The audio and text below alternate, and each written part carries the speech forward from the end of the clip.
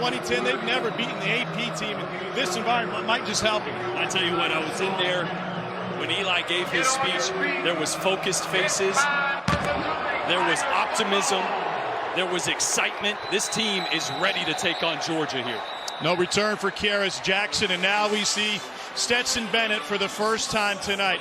Last year, he may have been the most polarizing great player in college football. Now, he's just a great player. Yeah, last year at this point, we didn't know, is he a game manager? Can he be somebody that can take this team to a national championship and beyond? Those questions were answered, and this Georgia offense, so much different than last. This is a Georgia offense that can beat you through the air, and really that's their strength. With 1984, Ladd McConkey, Brock Bowers, Darnell Washington, they're going to throw a bunch of different looks at you, and it all centers around that national championship winning quarterback, Stetson Bennett. They split Bowers out with Washington inside into the left side. Kenny McIntosh is the tailback. Bennett to the slant, little bit behind and incomplete. Trying to find Marcus Roseby-Jackson.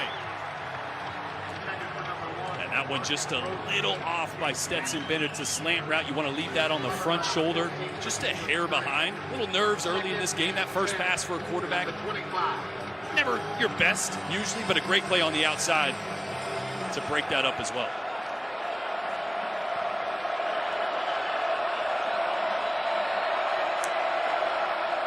Dawgs will try to run it. Missouri is right there. That's Christian Williams. Cole, you think if Missouri has any advantage tonight, it's going to be their bigs on the defensive line. They have interior defensive linemen that can be disruptive. And you see Christian Williams right there just busting through over the left side B gap, being able to penetrate and get an early TFL.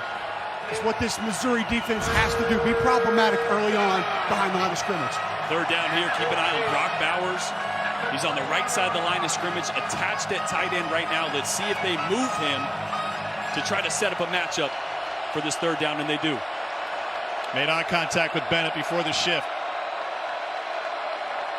Third down, 14 for Georgia. Pressure coming up the middle. Bennett, pressure, sidesteps it, gets one man in the air, and goes down, and Missouri with a big stop on Georgia's first possession.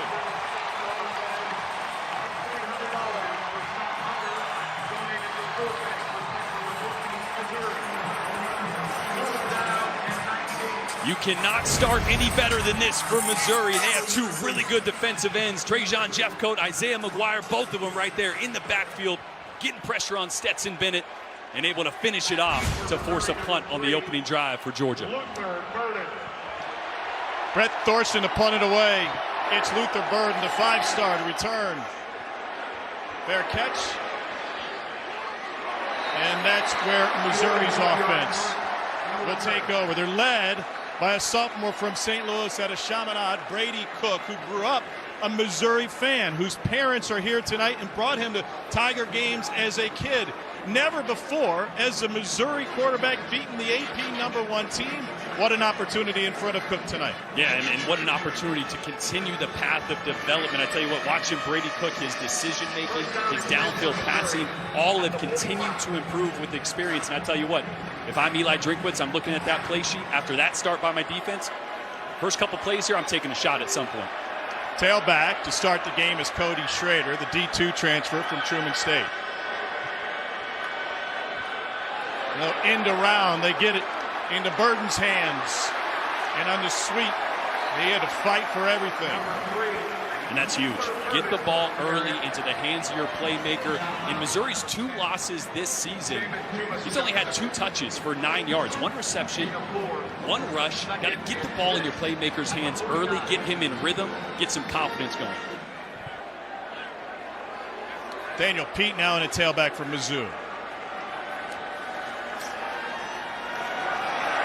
And this is Lovett. So both talented wide receivers have gotten a touch in the first 2 possessions.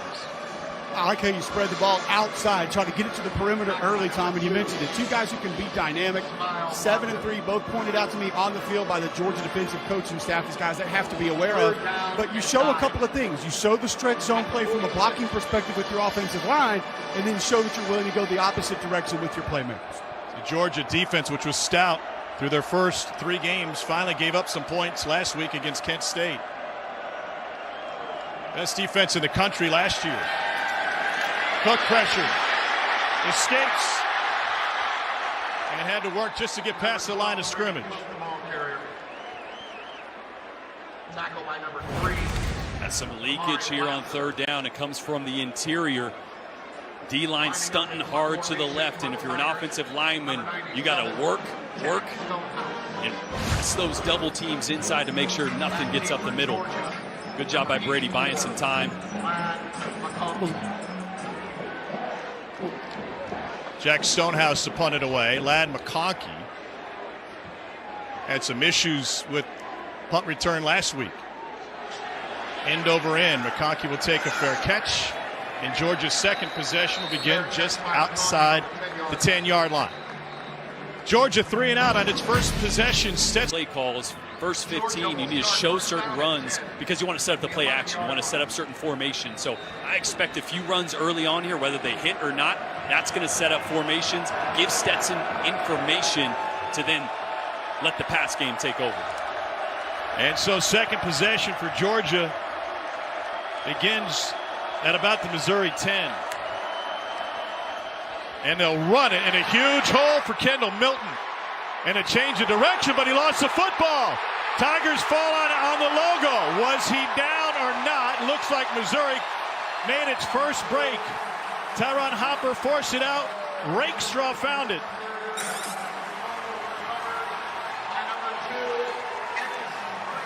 Momentum is so big in these games, and already Missouri with the 3 and out on the first drive. And let's take a look at this one.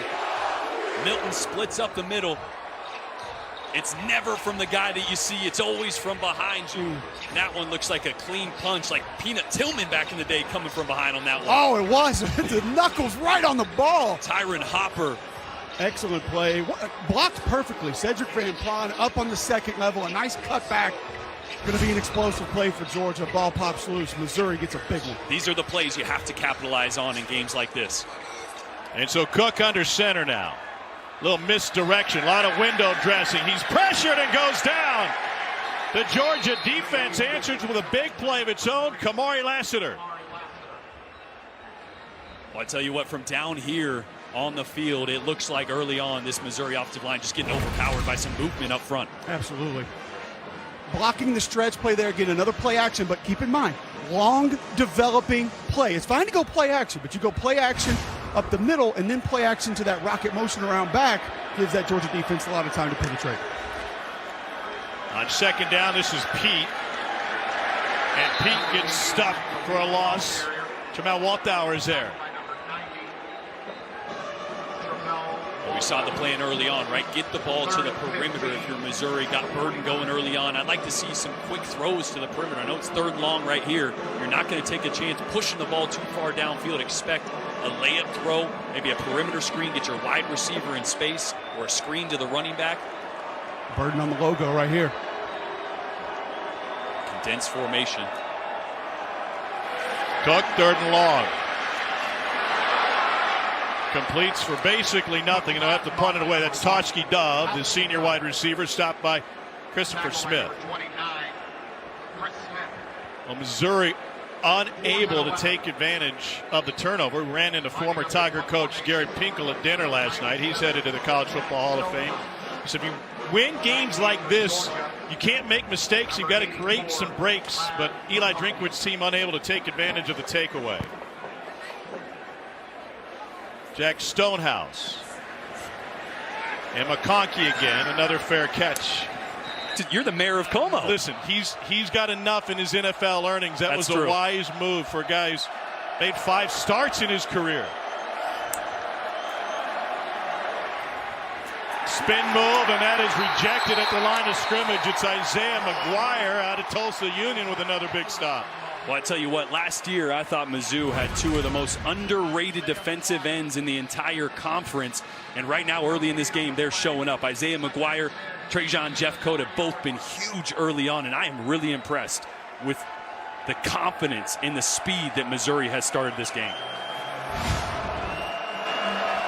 Georgia guilty of sleepwalking against Kent State last week at home with an early start. They've got plenty of red-clad fans in the building tonight. And the Missouri intensity ratcheted up with number 1 on the other sideline. Play clock late.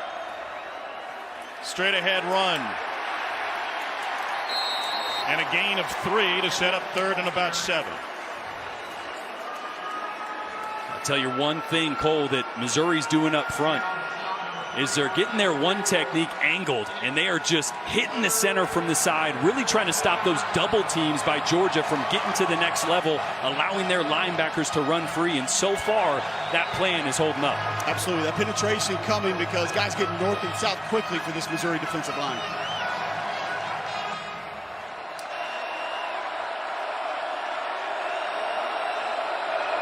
Third down 7.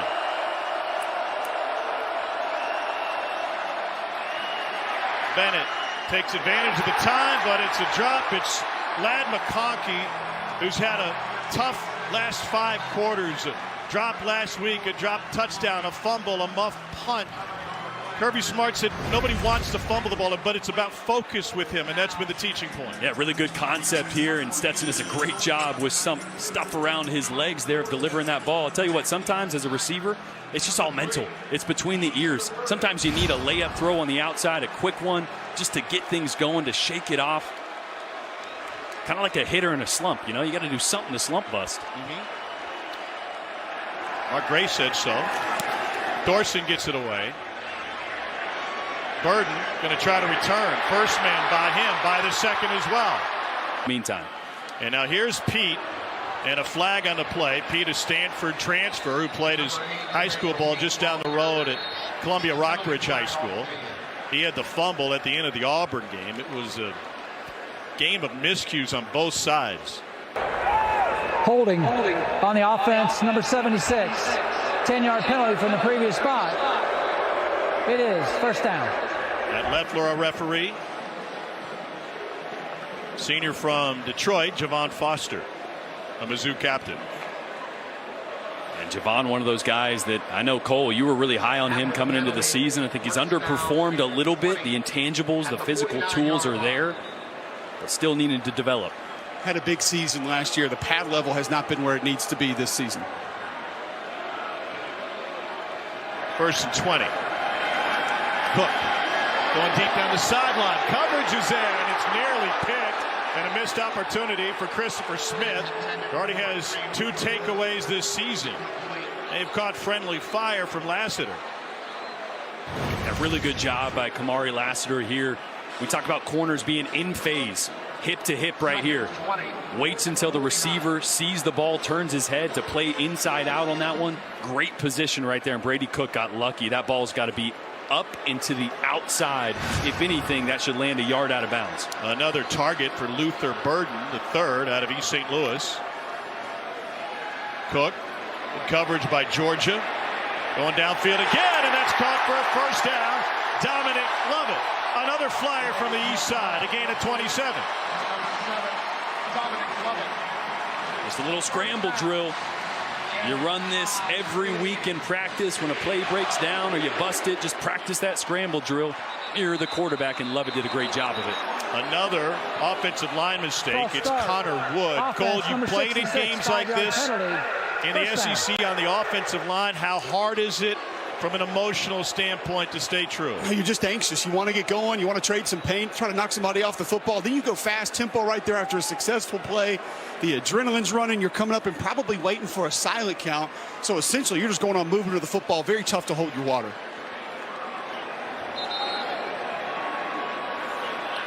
Tigers off schedule again. Eli Drinkwitz wants to talk about it. Tigers in plus territory. Let's find out what else is going on. Back to the studio in Dari. All right, guys. 5-star play presented by Yellowwood. And check out Robbie Ashford. The strike to Camden Brown, and Auburn leads LSU 14-zip early in the second. Raise your hand, even though we can't see you, if you saw this coming, guys. Well, a lot of surprises in the league today. Mississippi State hung 42 on A&M at home. Will Rogers threw for 329 and 3. Hello. Wow. That A&M offense has got to figure some things out. But I've been mentioning Mississippi State had a slip up, but they are a dangerous player in the West. Really good on both sides of the ball. Tigers have stepped on their own toes a couple of times. Empty backfield now. Mookie Cooper motions out. They get it to the Ohio State transfer. And he dances his way inside the 25 to get some yardage back. 2nd and 10 coming. Love that play call right there. You get to an empty set, which does two things. It gets your playmaker, Mookie Cooper, out in space, but it gives Brady Cook information. Anytime you motion that running back, Brady's going to understand what the defense does, what they're going to be in, zone, man. And now upstairs, this offensive staff can get a game plan together. The next time we see it, they'll have an answer. Cook on the run, dumps it off to Lovett, and Lovett is surrounded by Dawgs. Jamon Dumas Johnson, first man there. It's a loss of 4. It's just such a good job by Dumas Johnson here, reading this the entire way. Mizzou wants to play this on the edges. And Dumas Johnson saw that, reacted immediately. If your wide receiver can't outrun their safety / linebacker, it might be a long night. Yeah, that's going to be an issue, but you got to be better formationally then. You got to put him in different areas, right? He works across the line of scrimmage right there.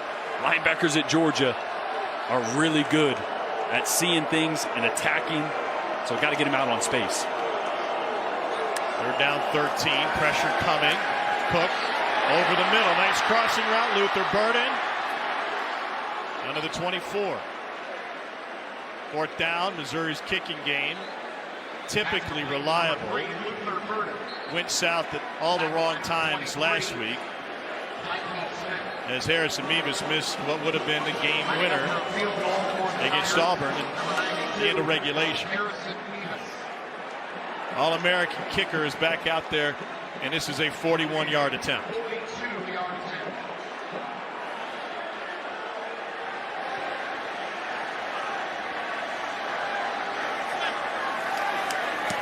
And Mevis with a knuckleball, and he punches it through. He's back on track, won the prettiest, but it went through. And speaking of not being pretty, I know it's not anything Jordan can relate to, but last week's game on the Plains, ugly on both sides. He missed it! He pushed it right, and we go to overtime! Video review, the ruling is an incomplete pass. From 39 yards out, Carlson will get this one.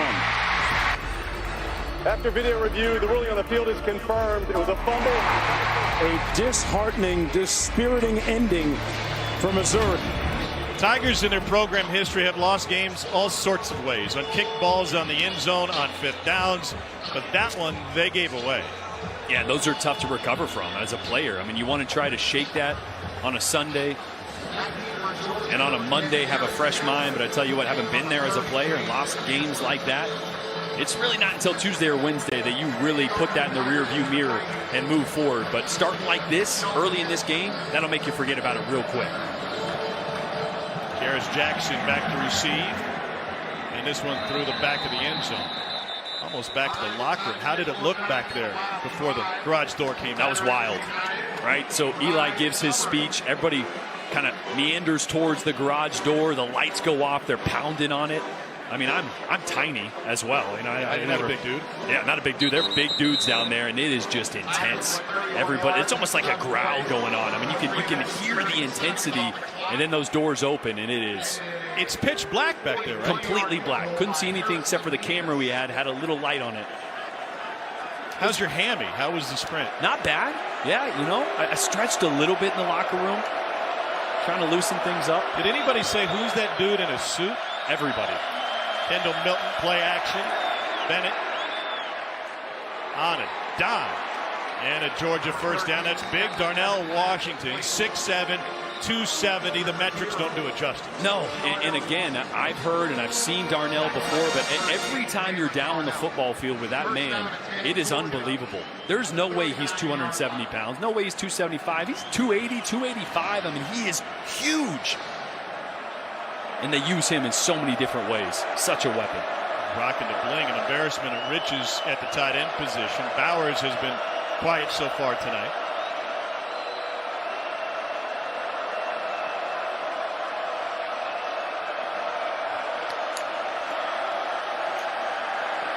Bennett, incomplete.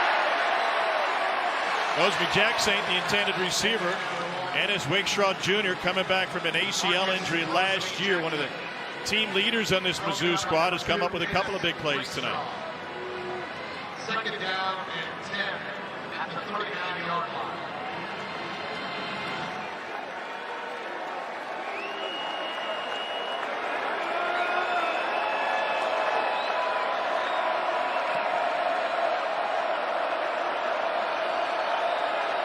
Brock Bowers right there. Look at all the space he has at the line of scrimmage. Mizzou's going to be in a form of zone coverage, going to be able to work in space. Bennett takes off with it. And that will leave third and medium for Stetson Bennett and Georgia to try and keep this drive going after a 7-yard scramble.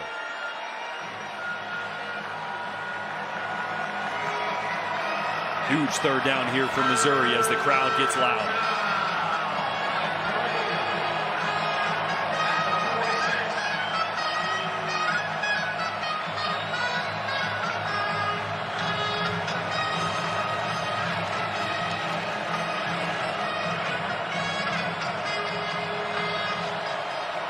Georgia 0 for 2 on third down tonight.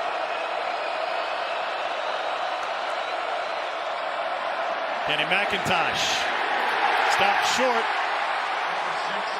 Needed 3, got 1. Damian Wilson getting the start at middle linebacker for the Tigers. Boy, and Christian Williams, we've already said his name a few times tonight.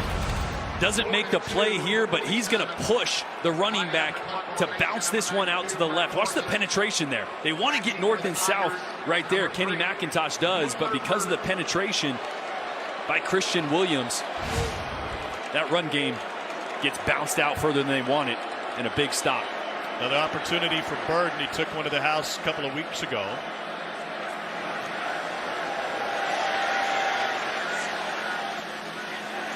That one checks up, takes a Missouri bounce after just a 34-yard punt.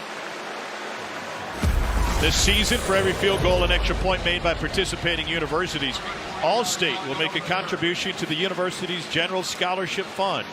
Thank you, Allstate. Game of field position so far. Tigers have the only points tonight on a Harrison Mevis field goal. Brady Cook, 7 of 8 for 54 yards.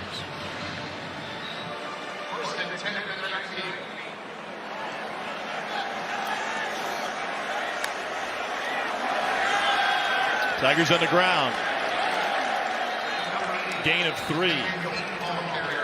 Cole, last year that was a record-setting Georgia defense. This one, it's tough to live up to that standard. It's still pretty good, though. Not going to be that, but talented. You see the flashes that come from 90, 93, 13. I mean, you can tell this is going to be a big-time defense in time. They're just young, and that youth shows up at certain times, not going to have those playmakers up front like they did a year ago.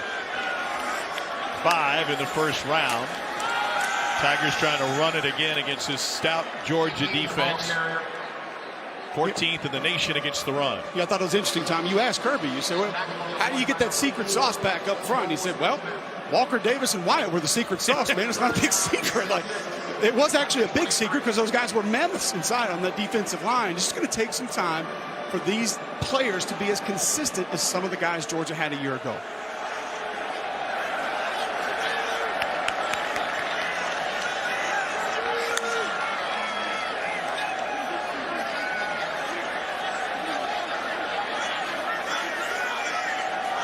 Cody Schrader is the running back.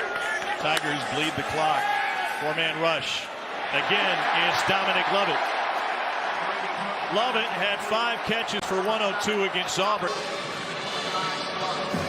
Now, one thing we haven't seen from Missouri that I really liked on tape was the formation into the boundary, right? Putting 2 or 3 receivers into the boundary really changes how a defense has to play you. Right now, 3 receivers to the top. Had a lot of success the last few weeks putting those receivers into the boundary to change the matchup. Haven't quite seen really any of that tonight. Cook checks to the sideline. Play clock getting late. Dawgs fake the blitz. Cook trying to direct traffic on the run. Dangerous proposition. He got a man open. And a first down for Dominic Lovett. Scramble drill is paying off for the Tigers tonight. Wow, it's just such a good job by both Brady Cook and Dominic Lovett. Look at Cook here. Great job of knowing when to escape the pocket, and Lovett works to the sideline there and then puts his hands up. That's called a mailbox. Hey, throw it up. Gets behind the defense as George is looking in the backfield to see if Cook was going to take off and run with it. Cook stands tall, back shoulder incomplete, trying to find Burden, and a flag on Kamari Lassiter. Eli Drinkwitz has wasted no time calling Luther Burden III's number tonight. That was a heavy criticism of the most highly touted prospect. Yeah, and look, he was a little disgruntled this last week, right? Coming off the loss. On the defense, number 3, 15-yard penalty. First down. A lot was made about him wiping some things on social media and kind of that whole thing. We've seen it before, right? These are young kids, and when you get a little disgruntled, their life's on social media. But he reassured these Mizzou fans. And look, one thing Eli Drinkwitz said this week is you can't skip steps in development. Yeah. You really can't, right? And so showing him the track record, showing him the process to get him where he knows he can be. Here's Pete.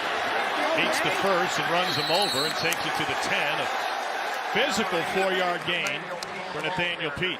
Another thing with Luther Burden I thought was really interesting, and it draws parallels to Jermaine Burton and Bill O'Brien in Alabama, is he said, look, we tried to move him around too much, and if you do that, you're going to stunt a young guy's growth. So in this game, you'll see Luther Burden a lot more at that X receiver to the boundary, split by himself. That way he can learn these plays, concepts inside out, not get moved around too much, get confident and develop in that role. It was a huge win for Drinkwitz on the recruiting trail, beating both Georgia and Alabama to get Burden, who had previously committed to Texas. Cook, the draw. Nothing. Number 12, Brady Cook, the ball carrier. Jalen Carter met him. Carter coming back from an ankle injury. And he's the next one, right? Devontae Wyatt, Jordan Davis, both went in the first round, the last draft, and Jalen Carter might be better than both those guys when it's all said and done. It's amazing the riches that Georgia has had up front and that they've been able to develop. And he creates problems for offensive lines. Tigers have converted both of their third downs in this drive. 5-man rush. Cook to the outside, wide open. Touchdown, Tigers. Tyler Stevens.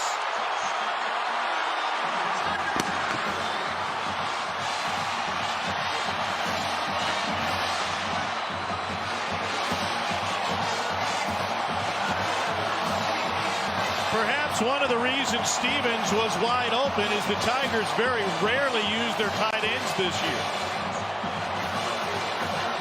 That's just his third catch of the season.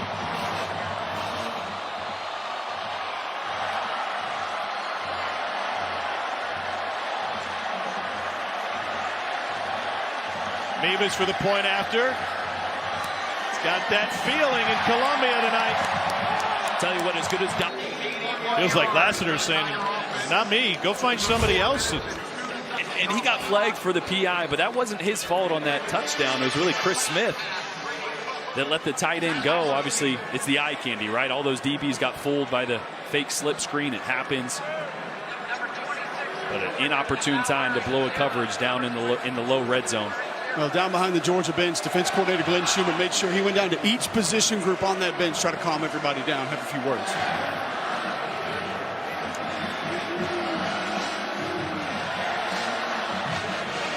It's moments like this that last year, don't know that everyone would have looked directly at Stetson Bennett. But after that national championship in adversity like this, everyone looks at 13 and says, all right, get us out of this. We've seen you do it. On the wheel route, too strong. Aiming for Dominic Blaylock, who thought he was held. His dad played some big games. Pardon me, that was Kenny McIntosh. Covered on the play by number 8. Well, no targets yet so far for Brock Bowers. Expect them to get him involved very quickly as he lines in the slot to the bottom of your screen right here.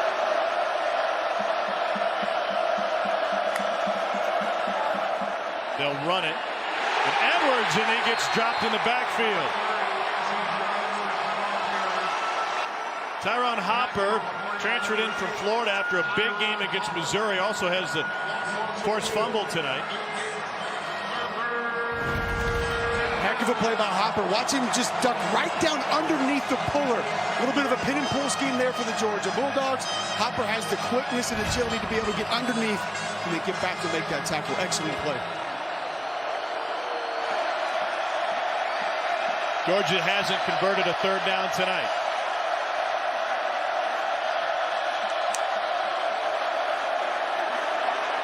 Bennett, complete. And they do this time with Roseby Jackson. A pickup of 17. Boy, that's a great job by Stetson Bennett to quiet the crowd, but a really good job by Roseby Jackson on the outside on the dig route, being friendly with his route. Bennett had that one slip out of his hand. It was a forward pass, even though Missouri tried to jump on it. They dropped the beanbag back there as if it was a fumble, but center judge is saying no, incomplete from the get-go. It's second down.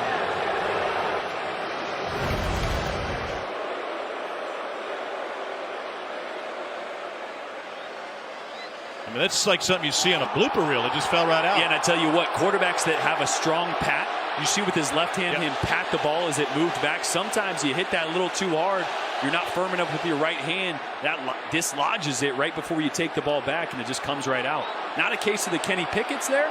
More so, he just kind of knocked that one with his left hand right before he took it back. Seemed as if Georgia recovered anyway, but it was an incomplete forward pass. Bennett. And there's Bowers for the first time. Really interesting, Cole, talking with Todd Monken, Georgia's offensive coordinator, said this guy's still learning how to run routes. Interesting and also terrifying when you think about the fact that he talked about him as more of a running back hybrid, not necessarily a receiver that moved to tight end and kind of outgrew the position, still learning how to run routes, still learning the intricacy of the position. On 3rd and 2. Ball on the ground, Missouri finds it. Another Georgia mistake, and the Tigers scoop it up. It's Dalen Carnell.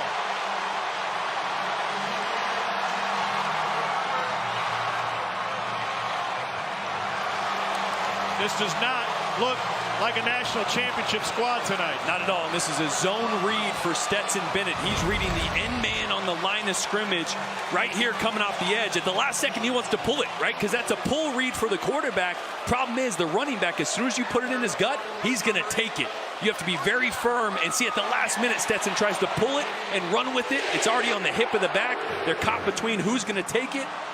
And that's when fumbles occur. As a quarterback, you have to make a quick, decisive decision, because that running back, he doesn't know. He doesn't know until he doesn't know. Missouri take a shot here? Absolutely. Got Luther Burden at the top of your screen.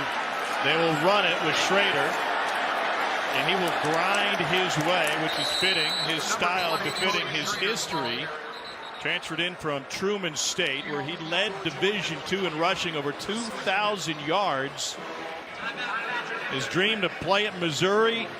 He gave up the Truman State career, transferred here, and he has been Mr. Reliable. Meanwhile, this is developing. Jalen Carter will be helped off the field by the Georgia athletic training staff. Carter came in with an ankle injury. Kirby told us yesterday he's been pretty good this week and seemingly good to go. He won't even make it off the field.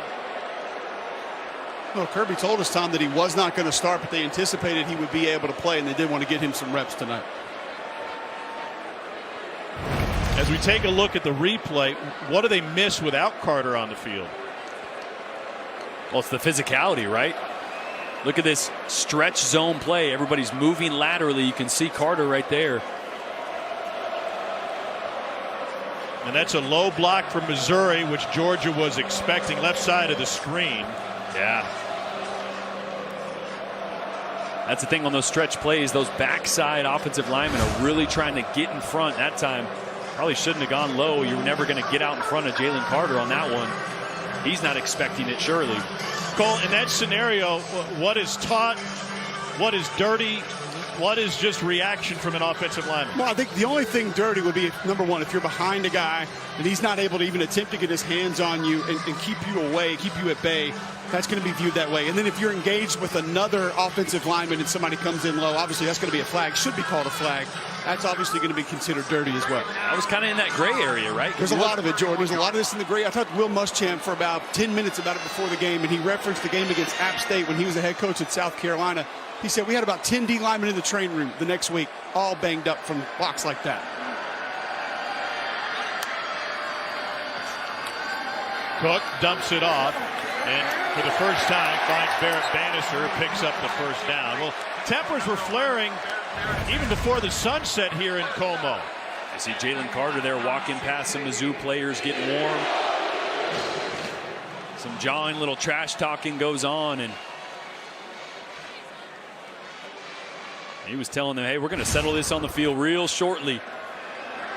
As Johnny Walker, defensive lineman, took a swing at him. Tiger's going to run a reverse. That was dangerous. Love it. Relying on the quarterback to block, and he goes the wrong way. Keely Ringo ends up making a stop for a loss of 9. Boy, Nazir Stackhouse, number 78 for Georgia, was in the backfield in the blink of an eye. Watch this. This will blow up any type of trick play or reverse. And Lovett's got to take a little wider of an angle. Blocking backside wasn't great. Contain was really good by Georgia on that one. Keep in mind, that coaching staff told us that's the stretch play that you're blocking initially. And Kirby Smart said we have to attack north and south. That penetration is critical. Number one, to either spill that run, set the edge, and keep that play from rolling. Athletic training staff is gathered around Dominic Lovett on the Missouri sideline. That would be a huge loss for this Missouri team. Jalen Carter just left the game for Georgia.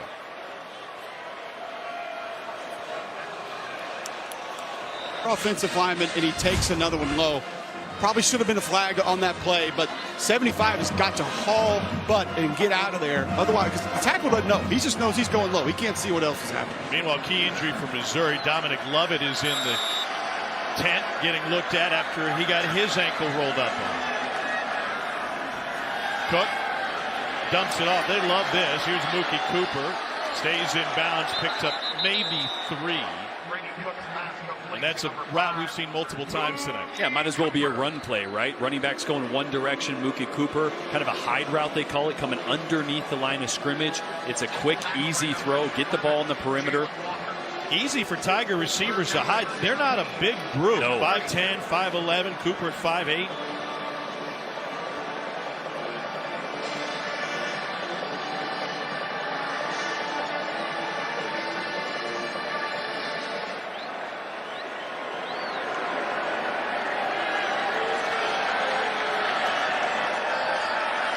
Third and long. Cook over the middle and incomplete. Georgia's not used to being in this territory. They have the 5th longest win streak in the country when favored by double digits. They've won 24 consecutive games when favored by 10 or more. And Missouri will bring on Mevis a 4th and 17. He's already made one tonight. Made a couple against Georgia last year. From 49.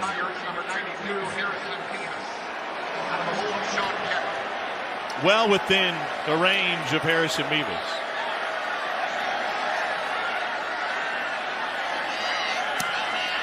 And he drills this one. What a bounce back game for the Missouri kicker.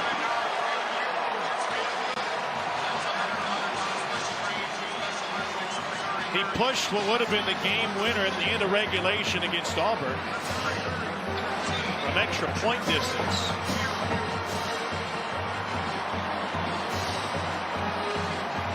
You can tell his confidence growing. This would have been good from midfield. Yeah, Ladd McConkey needs to figure out what he did. What was his slump buster? Because he's drilling them tonight. A fist bump? Get some swagger, kicker. Let's go.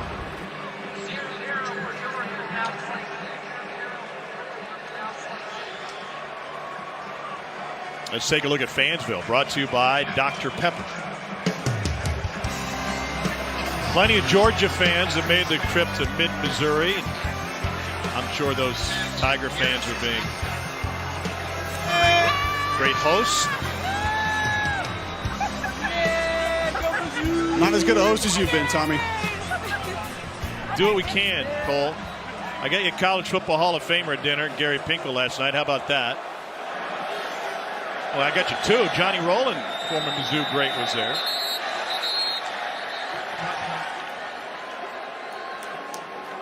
This is rarefied air indeed.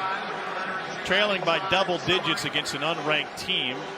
The previous time under Kirby was 2016 against Missouri. Georgia has only lost as the #1 team against an unranked opponent once, ever. That was against Auburn in November of 1942. Dogs need to clean up their mistakes as Stetson Bennett fumble gave Missouri a short field on the last possession.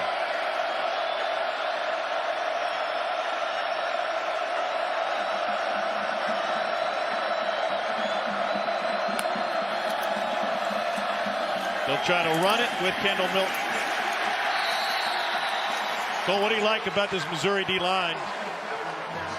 The ability to attack, get north and south. And Jordan talked about how he thought the defensive ends were underrated coming into this season. Isaiah McGuire, Trajan Jeffcoat playing laterally, flat down the line of scrimmage. There's a couple of times that they've been taken out of their zones and then come right back in to either make a play or go apply pressure. Fundamentally sound football on the edges and penetration up the middle.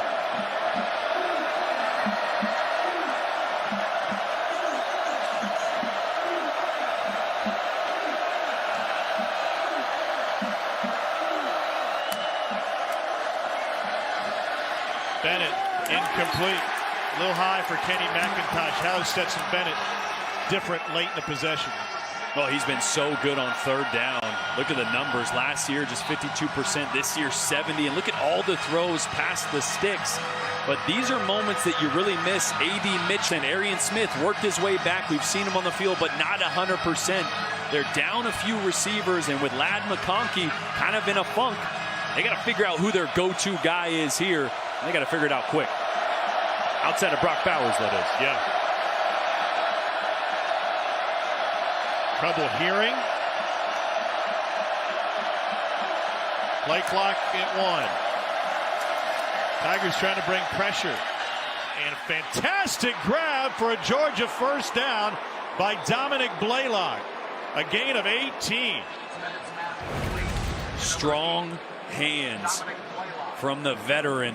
The junior Blaylock, who has an injury-riddled career, coming up with a huge catch here. This is a tough one as a quarterback because it's a straight stem, so you're throwing to the left, but Blaylock is actually working down his original path, so very easy for the quarterback to leave that inside. But Blaylock made a great catch to make up for just a hair inaccurate pass.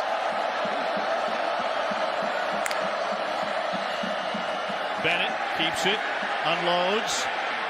Here's the best tight end in the country, Brock Bowers. Just a second target tonight for Bowers, and he wins the jump ball for a 33-yard gain. First time Georgia has crossed midfield tonight. And those are the matchups they want. Getting Brock Bowers on a safety. Ladd McConkey drew the attention of the corner and the safety over the top and left the one-on-one matchup they're going to try to find quite a bit tonight. Pressure from the edge. Bennett tries to shovel it. And that is incomplete. Man, Georgia, all sorts of chaos in the backfield at multiple times tonight. I think it was Hopper coming off the edge. They're trying to do a little slip screen here. Another little hide route like we saw from Missouri to Bowers. Tried to go Dan Quisenberry on that one. Yeah, a little sidearm there. I mean, he can make those kind of throws. Just Hopper, a great job getting his left mid on it. Do you have Quisenberry in your bingo card tonight, Cole? You win. Bennett just 5 of 12 through the air. Here's a shot, and too strong for Darnell Washington.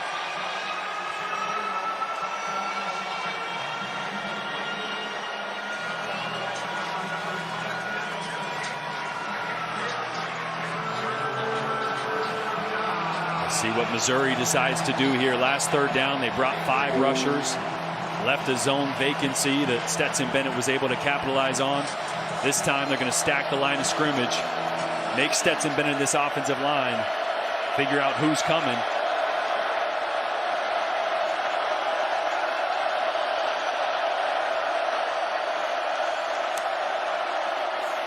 Everybody's coming, and that is knocked away at the end. Coverage by Chris Abrams drained. And that'll bring on the kicking team for the Dogs.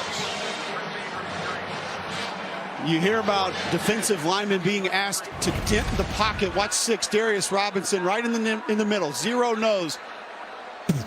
Just bulldozer. It's going to make your quarterback think just a little bit more about getting rid of that football quickly. And Mizzou brought cover 0 pressure that time. So middle of the field was open. They tried the out to the sideline. Great coverage. Great job dialing up pressure by Mizzou. Jack Podlesny from 4. And he's got a good taste in restaurants, Cole. I had a great dinner at Murray's last night. You know you're in the right spot. Never seen sardines on a menu before. First time last night. Did you get them? Your producer did. Bill Palladino said sardines are for me. I went with Bob's, the dusted peppers and the filet. Oh, typical. Brady Cook last week against Auburn threw for just 95 yards tonight against the stout Georgia defense. He's thrown for $121.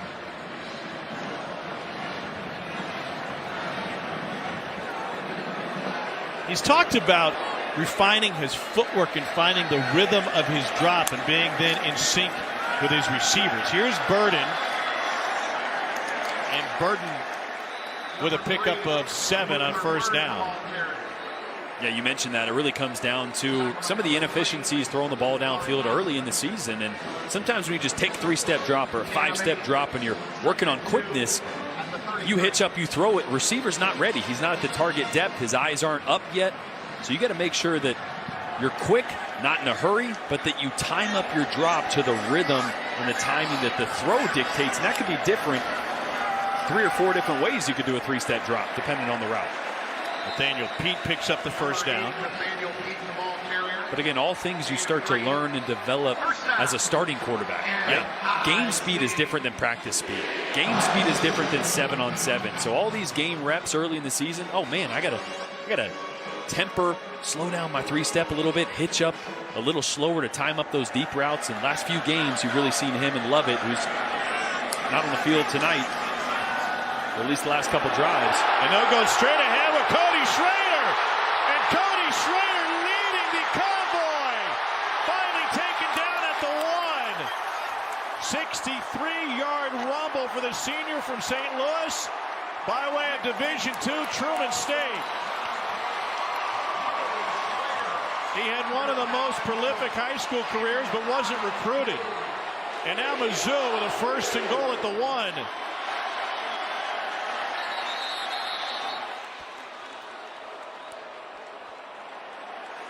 And the Tigers with movement. False start. Offense, number 75. 5-yard penalty. First down. Schrader originally a walk-on, and that was nearly a dream run. Look how close he was to the goal line. Boy, those ones are so frustrating as a player. Not that I had the speed to break one like that, but you do all that work and you get down to the 1. Yeah, well, now maybe he'll pay it off. But here's a guy who was used to having big games against Quincy University and Missouri S&T. And now he's doing it against number 1 Georgia at the highest level. Here he is. And he gets bottled up by Nolan Smith. Preseason list for the Outland Trophy and the Nagurski.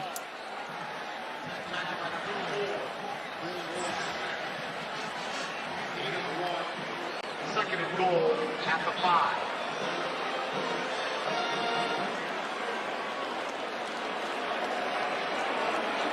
Georgia has been playing without their big defensive tackle, Jalen Carter.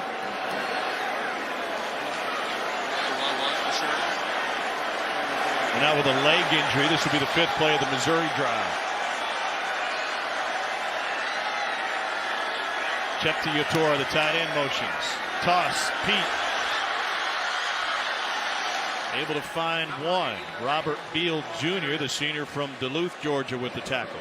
Boy, how big is that false start penalty right now? Got the ball all the way down to the 1, had the momentum. We're going tempo to try to catch Georgia offsides or not ready, maybe a little tired, and you get a false start call, backs you up, and now, boy, the momentum that you lose if you don't punch it in here. Burden on the wrong side of the formation. Plenty of time on the play clock.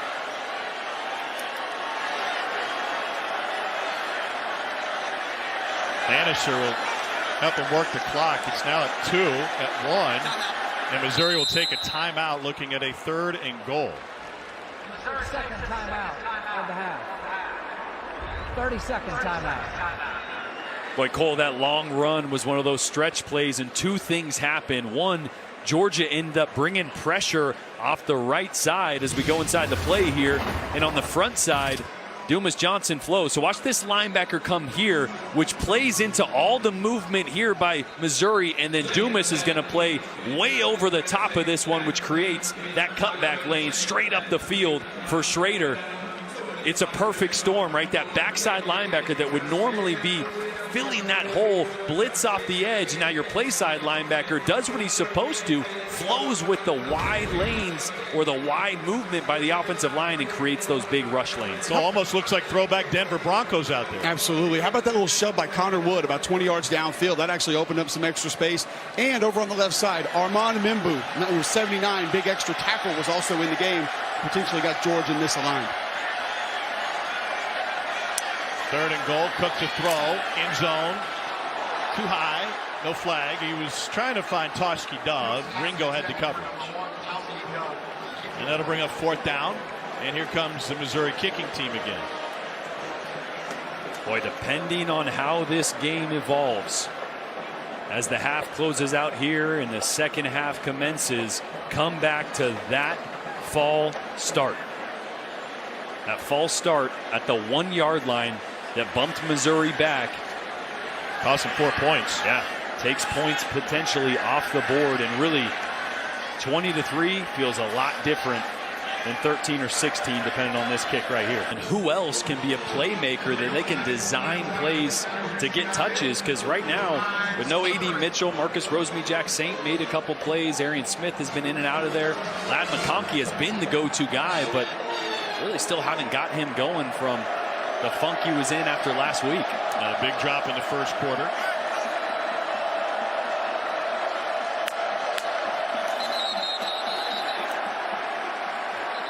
Tate Ratledge, sophomore from Rome, Georgia move. Offense, number 69. 5-yard penalty, 1st down.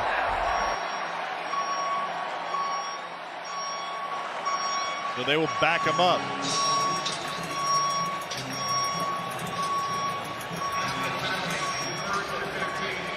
Every minute you allow a major underdog to stick around on their home field, you give them and their fan base enormous jolts of confidence.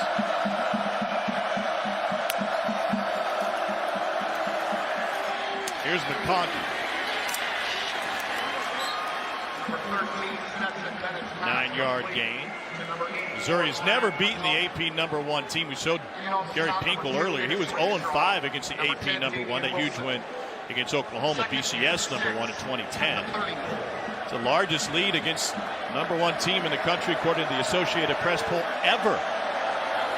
First year of football here, Mizzou is 1890.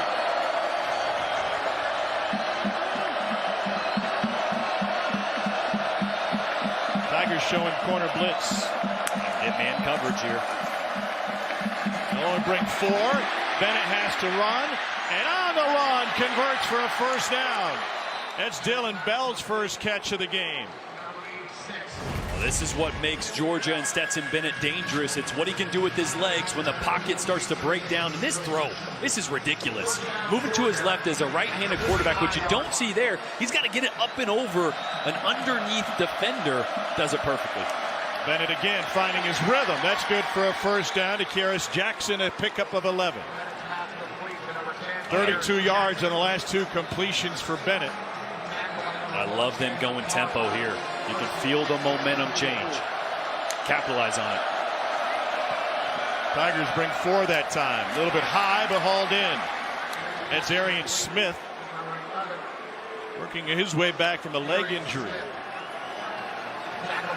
This is kind of what we expected out of Georgia. This is what they looked like in the opener against Oregon. Scored touchdowns in their first 6 possessions. Right here, you start to sniff the high red zone. This is where Todd Monken goes to his plays that have a 19 by him. Brock Bowers, how do I get him involved? Bowers sneaks out. Bennett going the other way, and nobody is there. He wanted Edwards out of the backfield. 3rd and 3. A little miscommunication there. Edwards has the ability to blow by the linebacker there or cut it off on the angle. Caught in between on those. And a crucial 3rd down here for Georgia.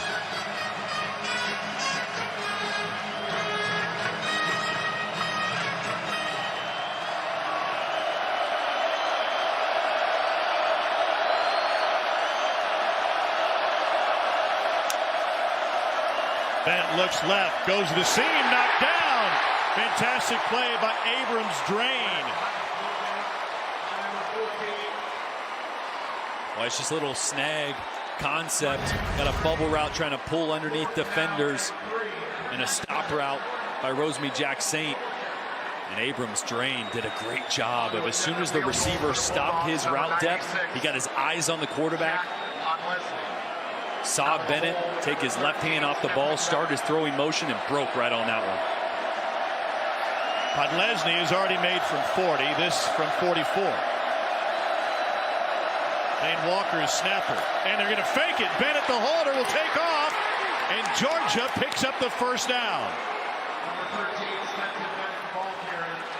There's a huge benefit to having your quarterback be the holder. Huge. And it's just blocked like a run play on the right side. The right guard blocks down, seals it. Kick out on the outside. That kicker is trying to pull one defender, and Stetson Bennett, all he's got to do is pick up 3. Boy. Clink him on that one. Bulldogs into their bag of tricks. On the road is number 1. Play clock at 2. Bennett trying to find Bowers. Boy, that's something you just don't see very often, and that's those two not on the same page. I spoke to Stetson Bennett earlier this week. I asked him about 19. I said, what's the greatest asset that he has? We see all the physical abilities, and he said, no. The greatest thing about Brock Bowers is I always know he's going to be where I expect him to be. I never have to be concerned about him doing the right thing. We are on the same page. Obviously not that time. 31 seconds left in the half. Bennett reverses field. They'll pump fake to buy time, and he'll send it to the track. 10 seconds ran off on that play. And there's going to be a pass interference call. Ladd McConkey got tackled by Chris Abrams Drain. That's where Bennett was trying to go with the ball.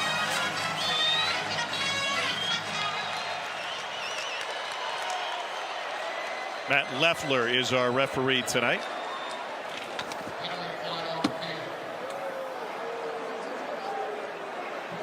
Just a sprint left smash concept, they call it. Holding. Defense number 14. 10-yard penalty. First down.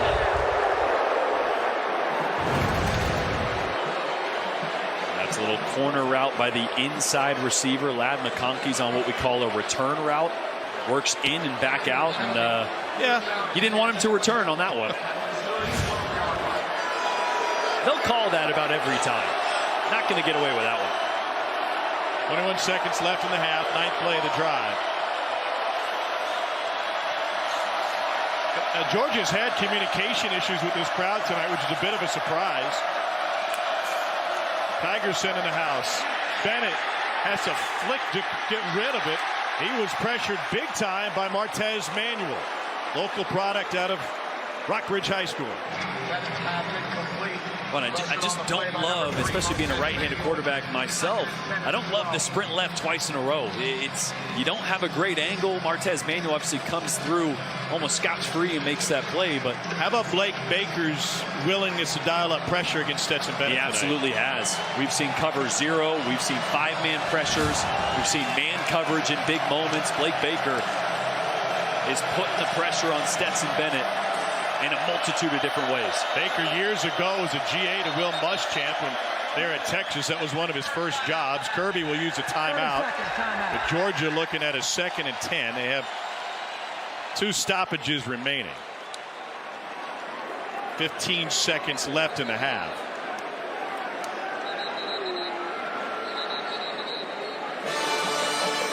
Thanks to Wheels Up, helping make travel easier. Jordan had a nice Saturday morning, spent the morning in the Grove with Nation, and here in Columbia tonight. Piece of cake, right? And what a game in Oxford.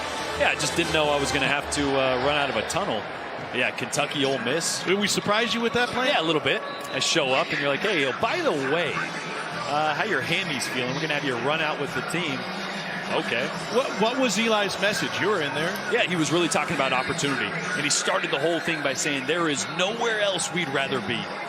So just the moment, the excitement, the hope, the confidence that was in that locker room. And one neat thing, Eli went to every starter on each side of the ball and gave him an individual message before he talked to the team.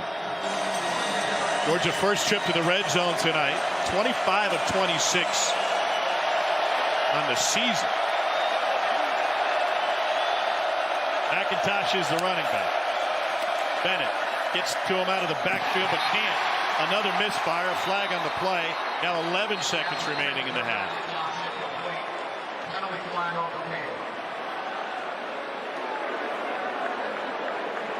As it stands, Bennett is just 9 of 22 tonight. Hands to the face against Georgia. Personal foul, hands to the face on the offense, number 59. 15-yard penalty, replay, 2nd down. It's Broderick Jones making his 9th straight start at left tackle. SEC freshman team last year. See Broderick Jones right there working on Isaiah McGuire. Second time we've seen a quick throw to the boundary be high from Stetson. And it was something we talked about to Blake Baker about batted balls, right? As soon as Stetson breaks his hands, which means his left hand comes off the ball, he wants his D linemen to get their hands up, and that's caused a few high throws by Stetson. Taking advantage of the stature. Now looking for a screen. This is Bowers, and he punishes a couple of defenders to take it down to the 16. Timeout with 3 seconds remaining on a gain of 11. That's a great job getting into a more manageable field goal range. But Lesney has the leg, even from back where they were, but feel much better about the 15-yard line.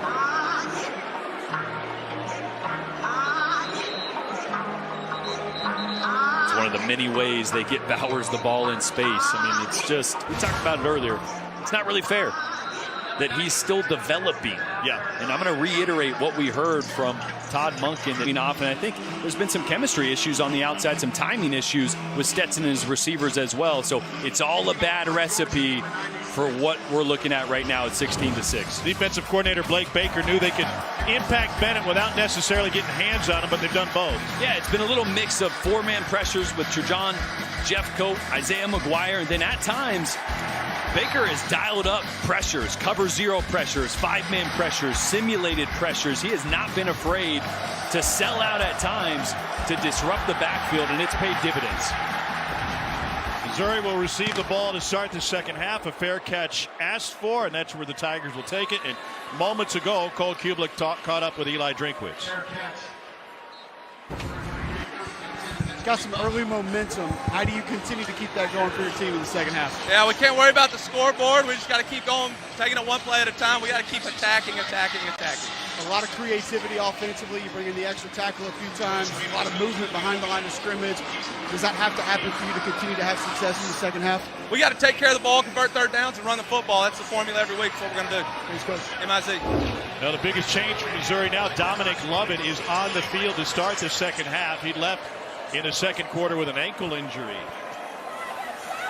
Brady Cook setting up a screen and a nice shake by Nathaniel Peak, and he's able to rip off 5 on first down. What kind of difference would a healthy Dominic Lovett make to this Missouri offense? Well, it's huge. He's been the guy that's generated explosive plays downfield, but just one play on, we watched him kind of jogging over to the sideline, and that right ankle looks stiff. It looks like it's spatted, which means there's tape on the inside and over the cleats as well. It's heavily taped up.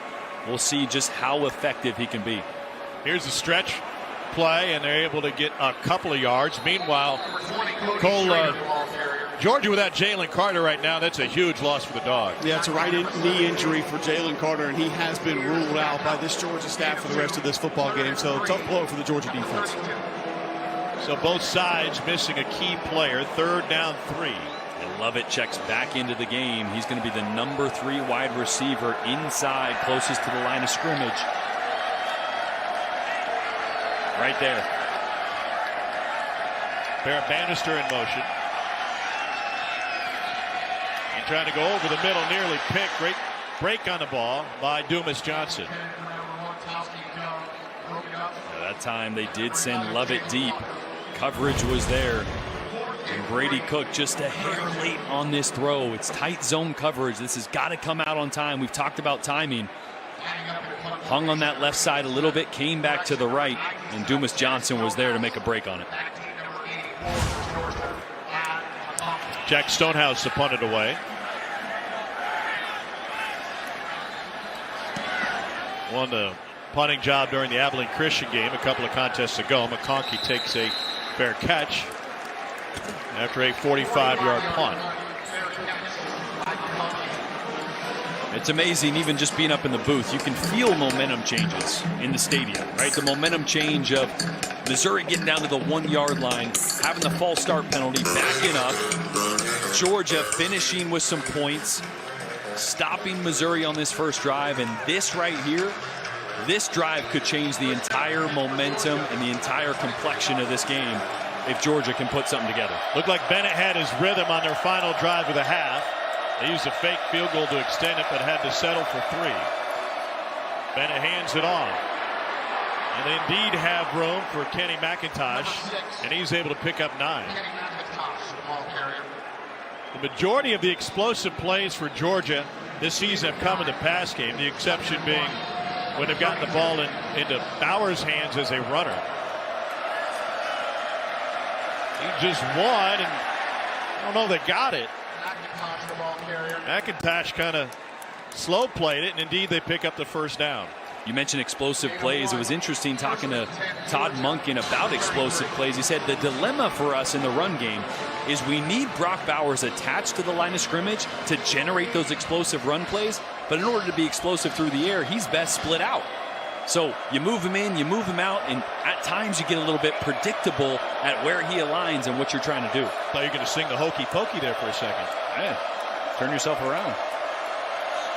Bennett tonight just 10 of 24. Play clock late again. Handoff. Couple of yards for Kenny McIntosh, senior from Fort Lauderdale, Florida. Trajan Jeffcoat, another stop for Mizzou.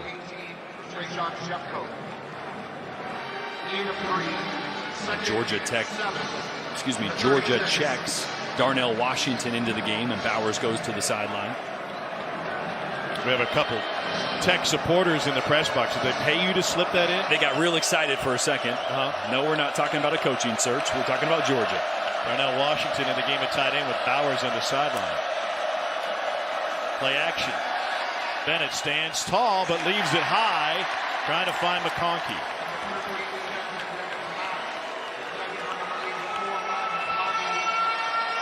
Third and 7 coming up. Boy, handful of times now we've seen that ball come out a little high from Stetson Bennett. And a huge third down here for defensive ends Isaiah McGuire and Trajan Jeffcoat for Missouri. And see if they can keep the trend going of getting in the backfield and stressing Stetson Bennett in the pocket.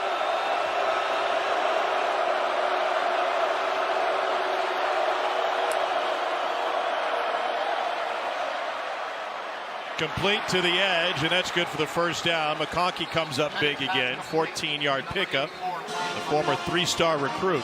That's a big-time throw here by Stetson Bennett. They're going to have Ladd McConkey in tight, which creates a ton of space on the outside. I love those condensed sets for that reason. Stetson was in rhythm here, got on top of the ball and ripped it. On top of the ball means that release point in his hand are coming from the side of the ball as opposed to being under it like a U shape. Occasionally when he misses high, he's underneath the football. Able to come to the near side, and another catch for Dylan Bell tonight. That one taken for 8 yards. Where is this Georgia offense at its best from a rhythm standpoint? I think it's when they use tempo a little bit, right? Anytime you have pieces like Darnell Washington and Brock Bowers, and you can get the defense in a specific personnel grouping, whether that's with an extra linebacker or a nickel back on the field that you like your matchup, keep them on the field by going tempo and don't allow them to substitute.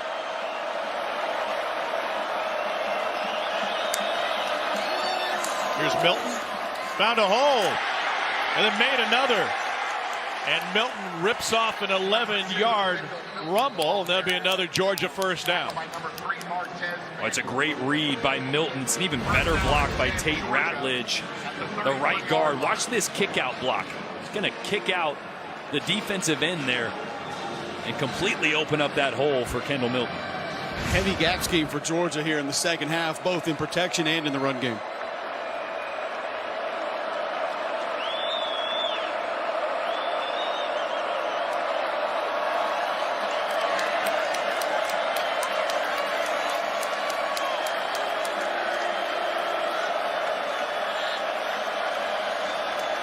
Bennett looking for Bowers. Bowers trying to win a one-on-one, and he gets taken down after a gain of only 2. Joseph Charleston, who's a Georgia product out of Milton by way of Clemson. Defensive coordinator Blake Baker really confusing some of the protection checks for Georgia. You saw that time Bennett up at the line of scrimmage pointing out who's the mic, who to slide to, and that time they slid the wrong direction, left the whole backside, running back on a linebacker, and that was the pressure that Stetson felt. And now McIntosh on the swing. And he's got another Georgia first down. Pick up a 10.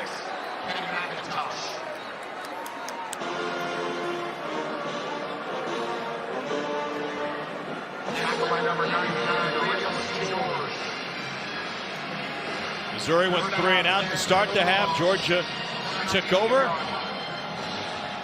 And the Dawgs rolling along here, trailing. Trying to seize momentum, down 10.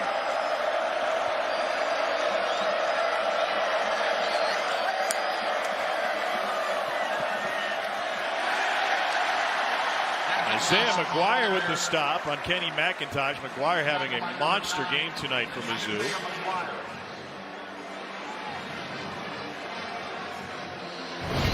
That's his combination of length and speed. Tracking that play down from behind. A lot of times you'll leave a backside defensive end unblocked on some of those gap scheme or zone plays away, figuring he won't make the play from behind, but McGuire all over it. Quickly to the wide receiver McConkey, and he takes it for a first down. It's really good rhythm here. Anytime you have defensive ends playing as well as Missouri's 2 are right now, start making them move laterally. Get the ball out quick to the perimeter. Make them stop their run or pass rushes, turn, and sprint to the sideline over and over. Here's Kearis Jackson. And He gets popped and stepped out of bounds. The line judge whistled maybe a hair late. Jalen Carley's in there. It's a loss of 5.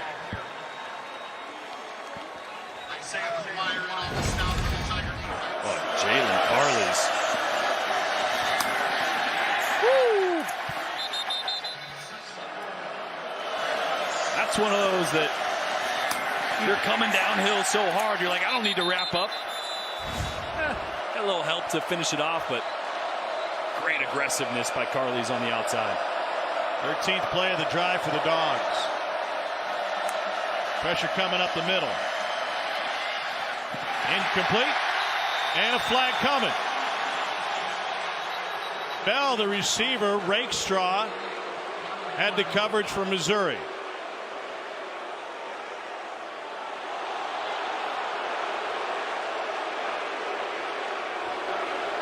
Pass interference on the defense, number 2. Ball be placed at the spot of the foul. Look in the secondary. Hold on in man coverage when they bring pressure. Yeah, remember the holding call earlier on Ladd McConkey on the return route? Same thing here. You got a wheel route on the outside, a return route on the inside. And just it's the offhand, it's the right hand. Great job by Rakestraw getting his left hand across, but what you didn't really see there is the right hand grabbing some fabric around the waist there. And that's the flag. Easy for the refs to see that from behind. McIntosh blasted at the line of scrimmage. Carley's came in to fill the hole.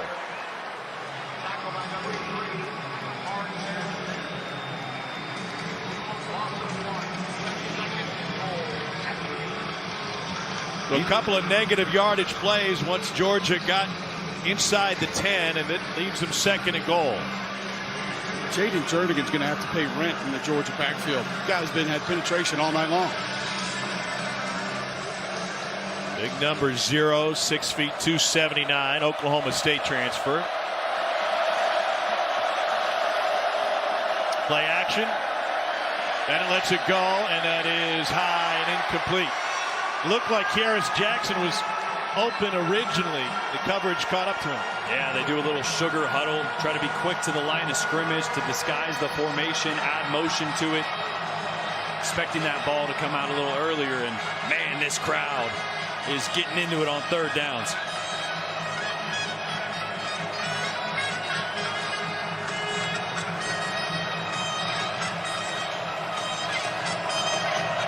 Fifteenth play of the drive.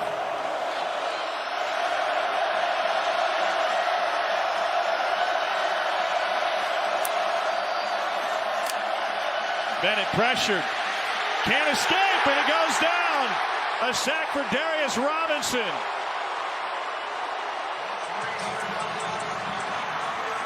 Oh, it was.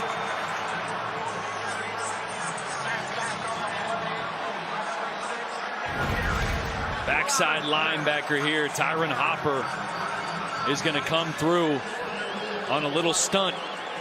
You see the interior defensive lineman crossing the center's face to try to pull him and another offensive lineman away. Cedric Van Pran not able to. Cole, what did you learn that last Georgia drive? Well, I learned that they feel like they're going to have to go gap scheme a little bit more. I thought if Georgia's going to come back and win this game, that was the drive. You come out of, you impose your will. Yes, they got the run game going a little bit more, but it was more of a gap scheme. So pin and pull, which tells me they're not sure they think they can move this Missouri defense off the football. So you might can have success with that, but trust me, Missouri can make an adjustment and try to slow it down. Love it with a good sprint on that bad ankle in motion. Cook going deep. It is caught for Missouri, first down. Mookie Cooper, a gain of 45. And Tigers going tempo. It is a absolute ruckus out there right now. Cook trying to get everybody in the right spot.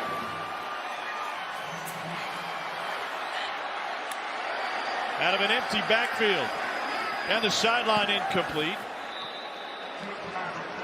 Trying to find Bannister. What a play by the Ohio State transfer, St. Louis native Mookie Cooper. Yeah, that shot play, they caught Georgia in a cover 4, which means those 2 inside safeties have a lot of run responsibility too. So with the motion in the backfield, they got up to 10 yards and underneath And so Cooper was able to run by it with no safety help over the top. Eli Drinkwitz made a concerted effort recruiting-wise to get into the St. Louis metro area. It paid off, and it is paying off with that talent tonight. Daniel Pete thrown down for a loss on a big play by Warren Brinson. Watch these two safeties in cover 4 just come down with the movement in the backfield, which means Cooper has no one over the top, no safety help as he goes down the sideline. In great position and a great job by Brady Cook. We've talked about some inconsistencies in the deep ball of just giving his receiver a chance. After the loss, 3rd and 14.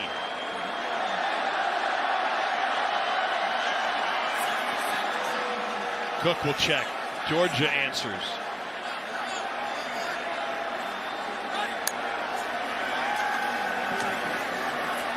Incomplete. No flag. Eli Drinkwitz is beside himself. Luther Burden was the intended receiver. Drinks lost his headset, about to lose the visor. And he's got a case here. I really think Keely Ringo was early on this, coming from behind. Yeah. Ooh. Early contact. Meanwhile, Missouri having to settle for a long field goal here. 52-yard attempt from Harrison Mevis. Match is season long. Missouri trying to answer the Georgia 3. And off guard, that was what I'm saying. And what a roller coaster this game of college football can be. Bringing Georgia a national championship last year. For a guy who, from a pure NFL standpoint, people wanted to drag down and denigrate, but he won the job over JT Daniels, and he delivered something that the Bulldog faithful had been clamoring for. Yeah, and he mentioned the weight on his shoulders, and he didn't feel he could carry the weight of all Bulldog Nation. Well, now he feels he can. He feels he can carry that weight after the confidence that this team garnered from the championship run last year, and he individually. And that carries its way into the offense. He wants more control over protection, adjustments from Todd Monken, and now it's his time to prove. And they'll go to the run game here with Kendall Milton, and he picks up a first down, but we've got a flag. Cole, you talked to Stetson this week, and it seems like he thinks that coming into this game, the offense was running on all cylinders. Yeah, I asked him about the offense, the evolution of it, and I thought he was in a little bit more command of it this season. Personal foul, low block on the defense, number 3. That 15-yard penalty will be enforced from the end of the run. First down. He said, since Coach Chaney was here, and then obviously since Coach Monken's come in, couldn't do what he wanted to first year, and it's just grown and grown since then. Felt like, he said, I think this is where Coach Monken wants the offense to be. I feel as confident about it as I ever have been as a Georgia Bulldog. Well, when we talked to Todd Monken, he said, not so fast. There's a lot of evolution still to come within this offense. And anytime you think you've arrived, you're going to go backwards. You have to keep growing as an offense. A personal foul penalty on Columbia's Martez Manuel, and it takes Georgia past midfield. Bennett down the sideline, flag on the play, caught by Darnell Washington, and he tried to go high, and he went Ralph Macchio on the kick. It's a pickup of 30. And that is 6'7", 270 rumbling down the tracks. It's a really similar play there to the concept that Brock Bowers caught down the opposite sideline on a wheel route as well. There is no foul on the play. First down. Win in Fayetteville, guys. All right, thanks. Bryce Young will be the story. Story tonight, Georgia struggling in the red zone. A lot of movement. That should be on Georgia. Cedric Van Pran. False start. Offense, number 63. 5-yard penalty. First down. Meanwhile, it was Chris Abrams-Drain who was helped off the field after he took the kick on the failed hurdle from Darnell Washington on the previous play. And this was twofold injury. He took a shin to the head and then got stepped on by his own teammate on the ankle. That didn't look fun. No. It's a heavy leg that just drilled you in the face. Pressure. Bennett got rid of it. A little bit late behind.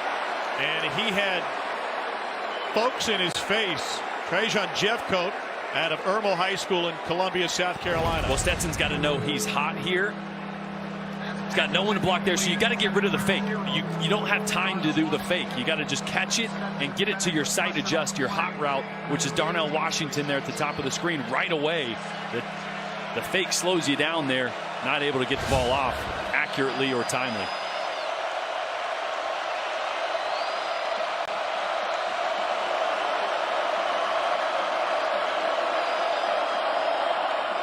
Bennett with a bullet wide and another incomplete pass. Trying to find Dylan Bell. 3rd and 15.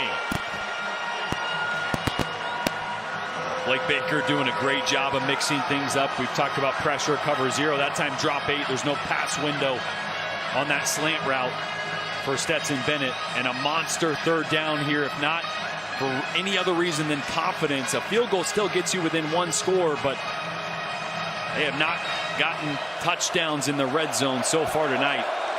That's been a story. Just 3 of 10 on 3rd down. To the screen. Blaylock. It's taken down at the 11-yard line. It's a gain of 9. Charleston with the stop.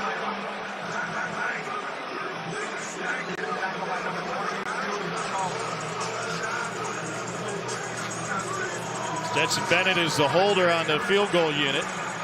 Jack Podlesny is 3 for 3 tonight. On to attempt a field goal, number 96, Jack. Semi-finalist for the Campbell Trophy, the academic Heisman. Our buddy Matt Stinchcomb won that back in '99. 28-yard attempt. And it is true. Kickers have earned their scallies in their NIL money tonight, huh? No doubt. But Leslie perfect on one side. Mevis hasn't missed on the other.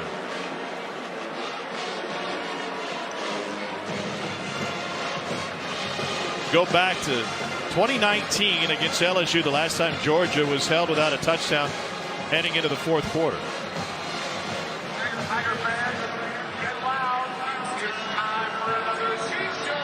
We've got a moment. Let's get it to Laura Rutledge and our friends at Academy Sports and Outdoors.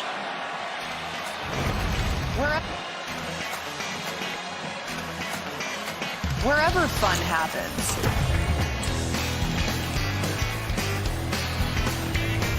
Academy Sports and Outdoors is there.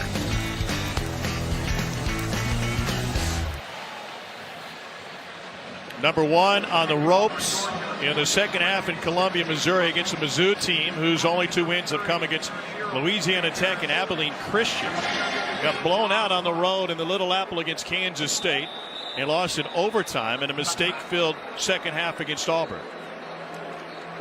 That Auburn game, if you like kickers, was the one for you. It featured 11 consecutive punts at one point.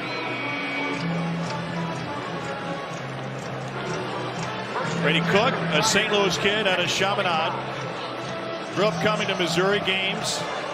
His mom a Missouri graduate after being a collegiate soccer player at Truman State.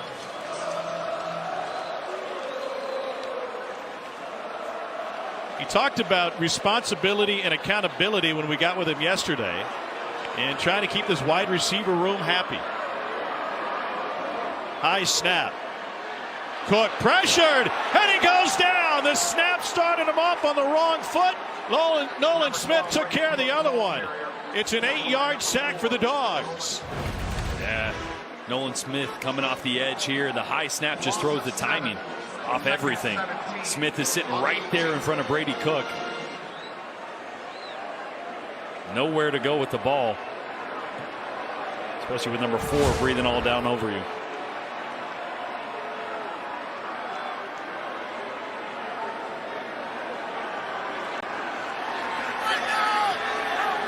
Georgia adjusting to Mizzou's check. 2nd and 17. Wide at Bannister. And that will leave 3rd and long. Momentum's a funny thing, right? Sometimes you earn it, sometimes it's given to you. And that first play just kind of crushed any momentum. Got to be a good drive to bring in an extra offensive lineman, get the run game going, try to get this game into the fourth quarter on the current drive. But now in a third and really long, you got to be very, very careful if you're putting the ball in the air.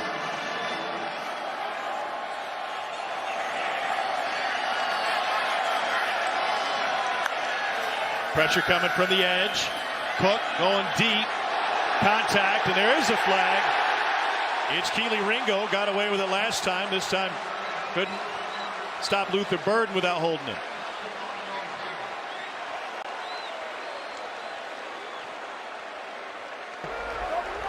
Pass interference on the defense, number 5. 15-yard penalty. First down. Boy, physicality is one of the best parts of Keely Ringo's game. At 6'2", 210, he's a big corner. Just loses sight of the ball for a second. You see him turning around the opposite direction. And man, did Missouri need that. To the ground game. Here's Pete. He's got a first down. And he takes it into Georgia territory, carrying 4 Bulldogs with him. What a run by Nathaniel Pete.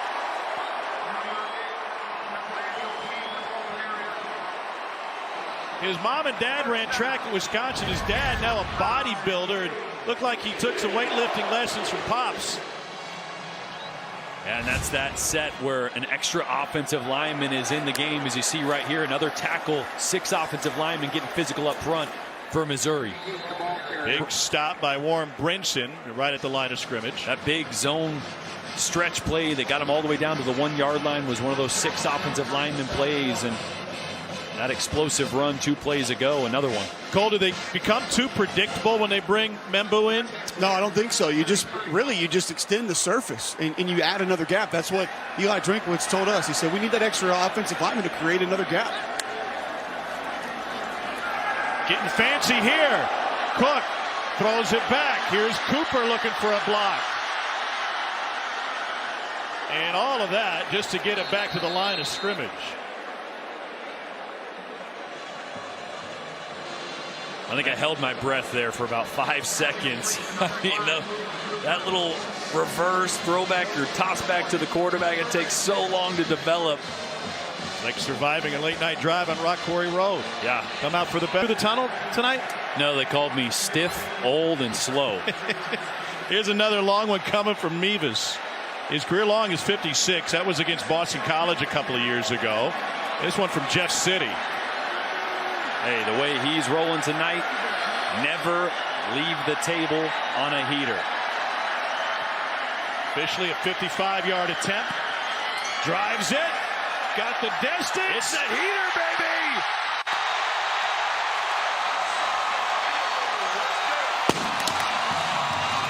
A game of redemption for Harrison Mevis, who left the Missouri bench stunned with his chip shot miss against Auburn.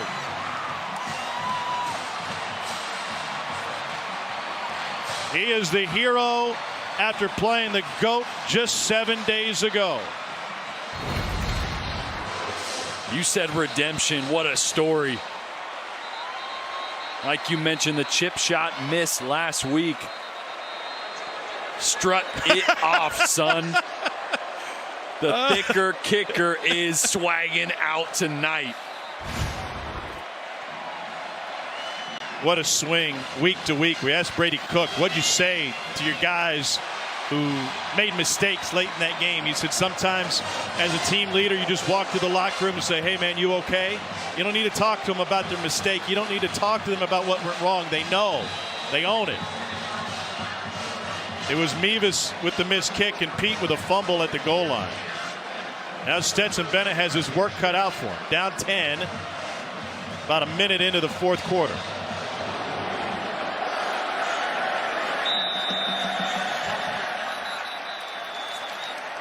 Stetson Bennett's taking some shots tonight. It doesn't look like he's quite 100% right now.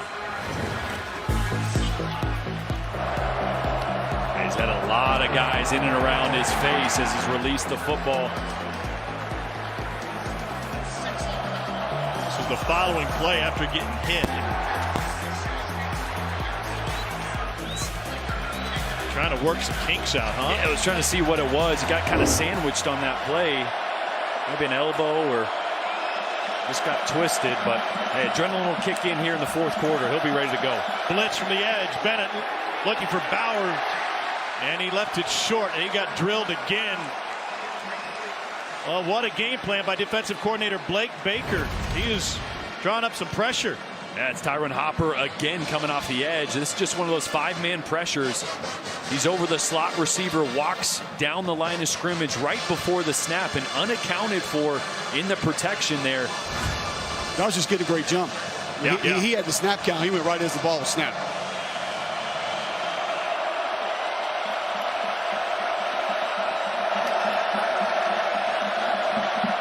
He might come again.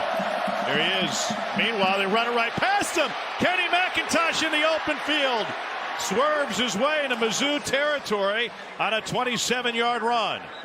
Well, it worked great the play before, but anytime you blitz off the edge here, we're going to see Hopper come into the screen, and the run cuts right back to where he's supposed to be.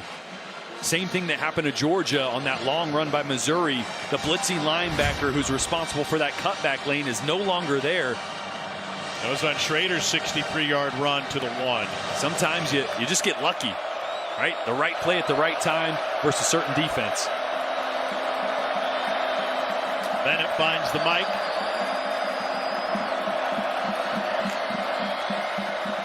Mizzou brings 5. And an incomplete, just a hair behind Kearis Jackson.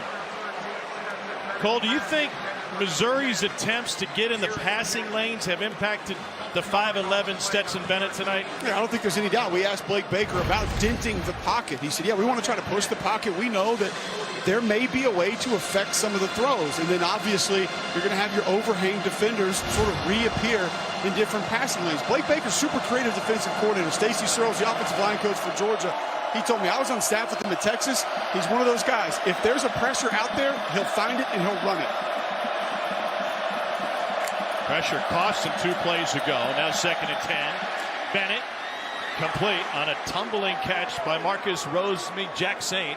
A pickup of 15. Georgia's last win when trailing in the fourth quarter came against Cincinnati in the Peach Bowl in 21. They're just 5-10 under Kirby when trailing after 3 quarters. Bennett down the field. Darnell Washington got the ball and he delivered the hit. Man, he sent Charleston back 5 yards. Well, that's a grown man right there. Doing grown man things. Like catching a ball and making SEC defenders look like little children bouncing off you. Just another one of those real wheel routes. Georgia's really like the matchup. Their tight ends on linebackers running down the field and now hit that play 3 different times. Brock Bowers in the slot. Here's the run. Dejon Edwards crawls down to the 6.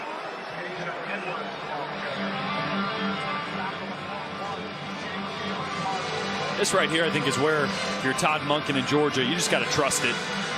Get the ball going downhill.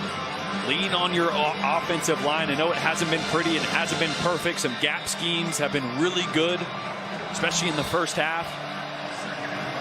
I trust your run game to punch this one in here. They can still pick up a first down. 2nd and 4. Edwards is in the backfield. It's a pass set, though. They'll do that, looking for a screen. McConkey held short of the first down. It's a pickup of 3. That'll leave 3rd and 1.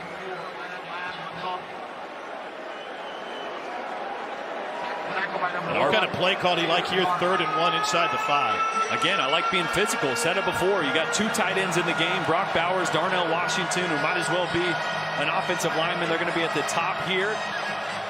I like running in that direction. They've got Kendall Milton in the game now.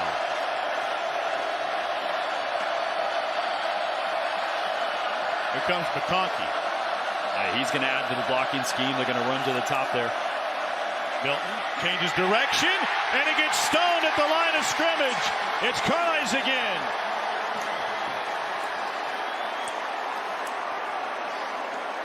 And now 4th and a shorter 2. And the offense will stay on the field down 10 with 10:40 and rolling. That time Ladd McConkey on Carly's, and he won that matchup. This is a monster 4th down. Let's see if this Mizzou defensive line. Dawgs 2 of 2 on 4th this season. Bennett hands it off. They go with the sweep. Here's McIntosh. Hit. First down to the pylon. And he's out of bounds at the 1-yard line. What a battle. And now 1st and goal coming for number 1 Georgia. Boy, this play was so close to being blown up in the backfield. Great penetration there by Jeffcoat. And this is actually a heck of a play by Carly's to hit McIntosh and keep him from truly turning the corner there and getting 6.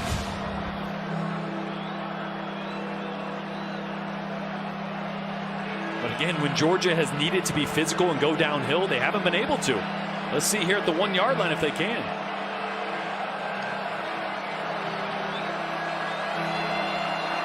Quickly to the line. Bennett will hand it off. Touchdown, Georgia. A plunge for Kendall Milton. Had just enough space.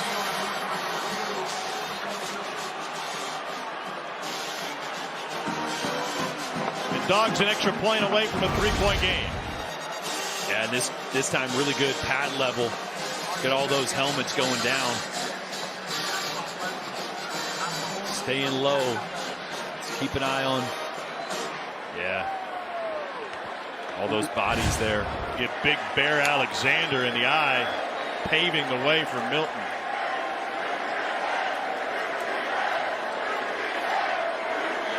UGA chant breaks out here in Columbia for the first time. The tens of thousands clad in red making their voices heard. Point after good.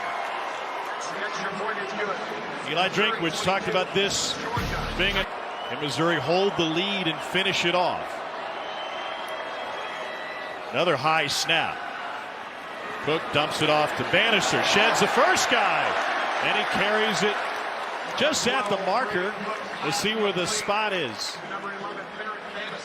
Cole, have you noticed the high snaps from Connor Tollison, and how does that occur? First down, Mizzou. Well, sometimes you're just a little bit amped up. Sometimes it can be just getting a little over anxious. But also when you have to move laterally and get deep, that snap tends to get a little bit high. Tigers will run it, and a huge hole for Schrader again. This guy was overlooked by everybody coming out of high school in St. Louis at Lutheran South. Had to go the D2 route. Now he's got 17 yards to carry. Just mentioned Tollison. Watch this movement here by the center and left guard. Blowing open a big hole there. And a great job on the backside by Mitchell Walters as well, sealing the linebacker. Two-time All-State running back, a 4.0 GPA, now living his dream in the SEC. Again, lowers his head. Picks up 3. Jordan, you just mentioned it. Lateral quickness, something that Connor Tollison brings, especially when that stretch play is going to be run. You're going to have some very difficult reach blocks. And right there you saw a defender in the A-gap. Tollison able to get all the way across, helmet across the defender, get that reach block that allowed for the cutback. And at 280, that's not your prototypical SEC center. No, it's not. And Coach Drinkwitz told us, he said, hey, he runs around some blocks sometimes, but that'll come. The physicality will get there with experience. On play action, Cook wanting to go deep. And that one is batted around and falls incomplete. Malachi Starks got a hand on it. And Cook ended up taking a hit. Smile Monday. Yeah, this is a green dog. So it's a late blitz by the linebacker, Munden there. Pretty good throw. Double coverage, though. It was a great recovery by Starks. Cooper has both. Is that a smart throw against that coverage? Well, when he let the ball go, Cooper was just ahead of both those guys. So yeah, it's a great read. It's a better recovery there by Starks to make a play on it. Blitz coming again, 3rd and 7. And that is caught. What a grab by Barrett Bannister. And a flag down in the backfield where Cook got hit again.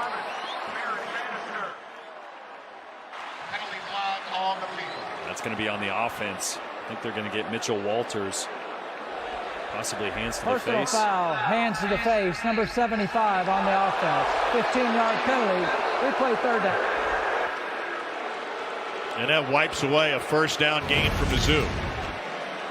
Yeah, just a little out of position here. Working against the speed.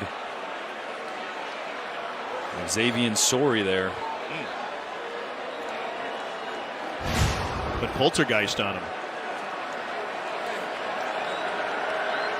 3rd and 22.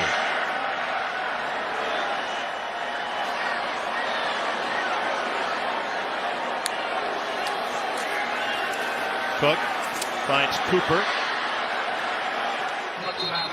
The Tigers will be forced to punt here about midway through the 4th quarter, clinging to a 3-point lead.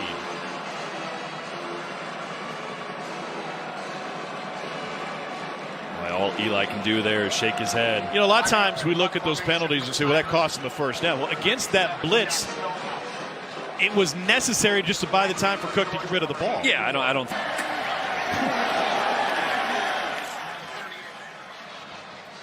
I tell you what, Carles has come up and initiated contact tonight.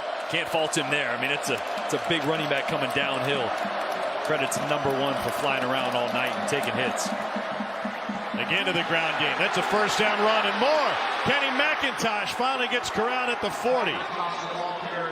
Martez Manuel found him after a 22-yard gain. 6:34 and rolling. You're going to see Jalen Carles again fly down into the box from that free safety position and like a missile trying to make a tackle. He hasn't done much of throttling down and trying to wrap up tonight in that time. A broken arm tackle led to that explosive run.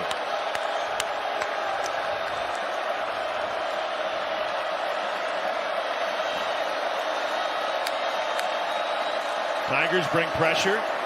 Bennett over the middle, complete for a first down. Rosemy Jackson. It's a 12-yard gain.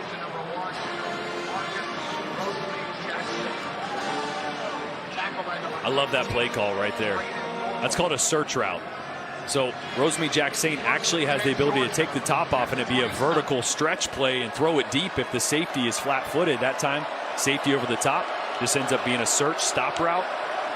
So you can call a shot play without guaranteeing that it has to be a deep throw.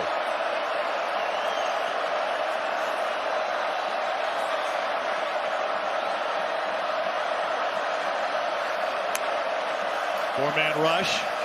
Bennett has time. Caught at the 11-yard line. And a first down. It's Dominic Blaylock. And Mookie did some damage across the street at Hearn Center back in his day playing for Billy Tubbs in Oklahoma. A great pocket here for Stetson Bennett. Pressure comes a little bit to his right late. Really good anticipation on the dig route. This is where Missouri defense has been good so far tonight. Swing pass Edwards. And Martez Manuel with the stop for Missouri. It's a loss of 1.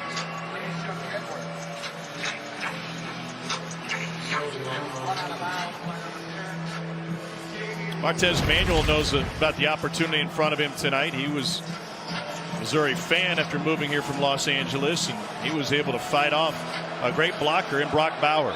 Yeah, maybe got away with a little bit of tug on the jersey, but this area of the field is usually where Brock Bowers is a huge threat and a mismatch matched up right now on a corner. And there he is. Catch made, and he is down to the goal line, just short. And the Dogs will have first and goal after that 12-yard gain. And they are not wasting any time. Number 1 looking for its first lead of the night. Edwards. In, touchdown Georgia. And number 1 finally has the lead.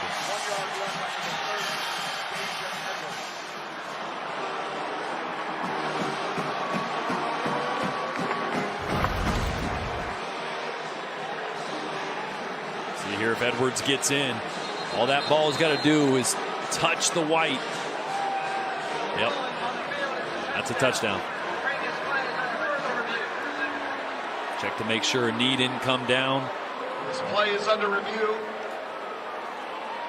A lot of bodies in there. Brought to you by Missouri Eye. Looks like a touchdown. Smells like a touchdown.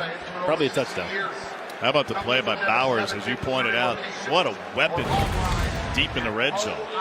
Another look, did it break the plane? All it needs to do.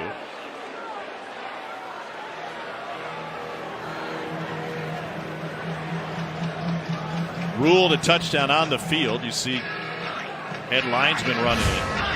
After review, the ruling on the field is confirmed. It's a touchdown. You mentioned Bowers down there. I mean, on that play, the corner's got to give him space. You can't press Bowers down there in the red zone. He's too physical. He's too fast. So you give him space. Then that allows you to throw a little slip screen and get Darnell Washington out there to lead block for you. It's just really unfair when you have two guys and two tight ends that are such a mismatch down, especially in the red zone. Podlesny is perfect on extra points this season.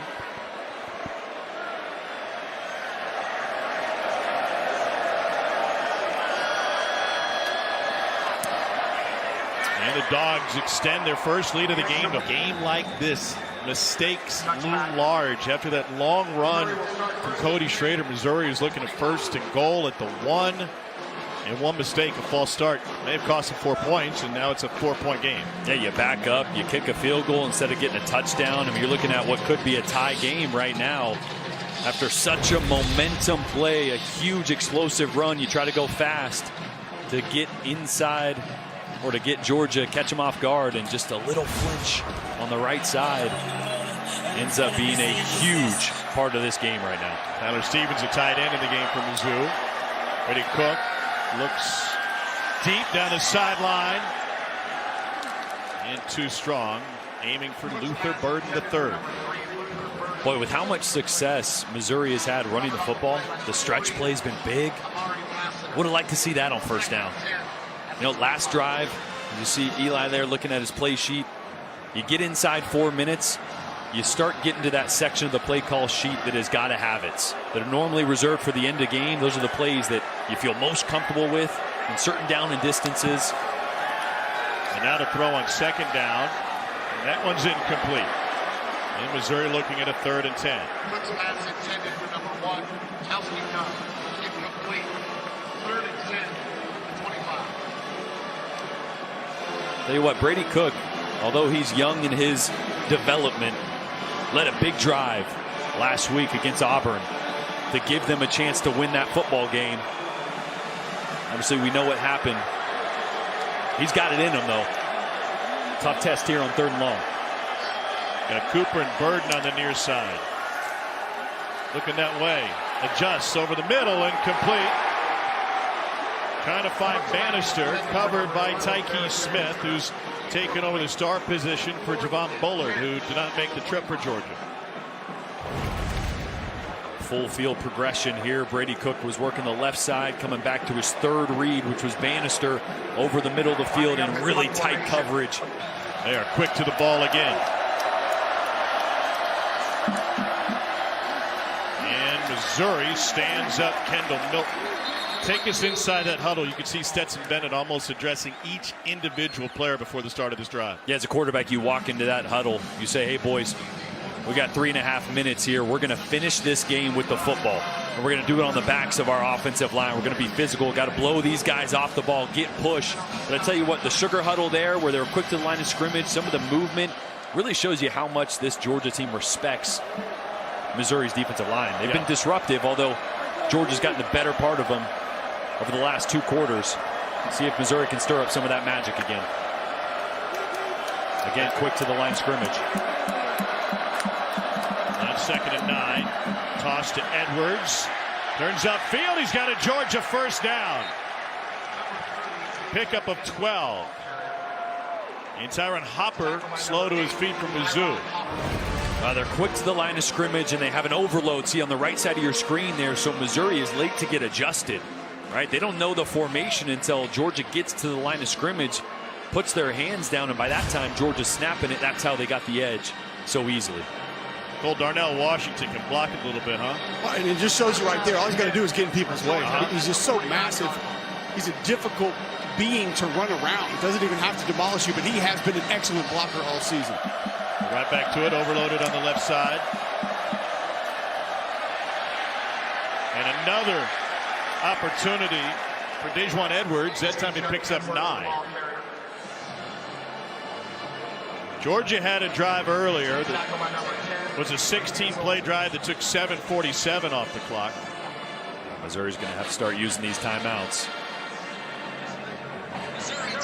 And the Tigers do just that with 2:01 remaining. Not the play you want to use that timeout on, right? Yeah. 2nd and 1. And now Georgia's got the entire playbook at their disposal in 2nd and 1 with a guy like Bowers. Eli Drinkwitz and his team had the lead for the majority of the game until there was about 4 minutes to play, and Georgia finally looking like the #1 team that they are. Yeah, they are. Physically, they took over this second half, right? And they were getting dominated really on both sides of the line of scrimmage in the first half. It's really the mistakes by Missouri, right? The penalty down inside the 1. You didn't get a touchdown. It'd be a tie ball game right now. 3rd down penalty, overthrow. I mean, there's been some mistakes, and you can't make mistakes against the #1 team in the country. They'll make you pay, and they have in the second half. I guess it would have been folly to think that Stetson Bennett was going to stay out of rhythm for an entire game. As bad as their offense looked in the first half, they found a way to put it together. It might have been a fake field goal that kind of got them going. It was huge. That's a huge momentum play for sure. On 2nd and 1. There's a first down run by Edwards again. 1:59 remaining. Edwards, the ball carrier. Clock will stop again. Eli Drinkwitz uses a second timeout. Some pushing and shoving afterwards. And Broderick Jones is saying, bring all the smoke.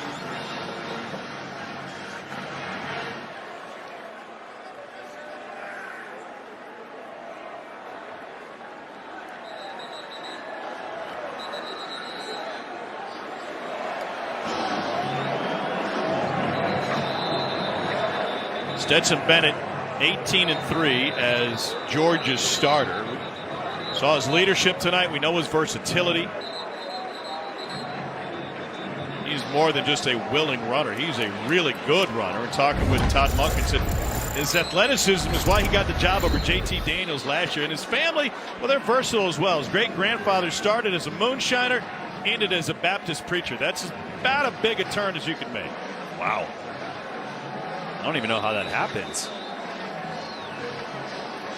Maybe Johnny Law catches you, you change your mind. Yeah. Turned his life around. And Stetson Bennett turned his game around.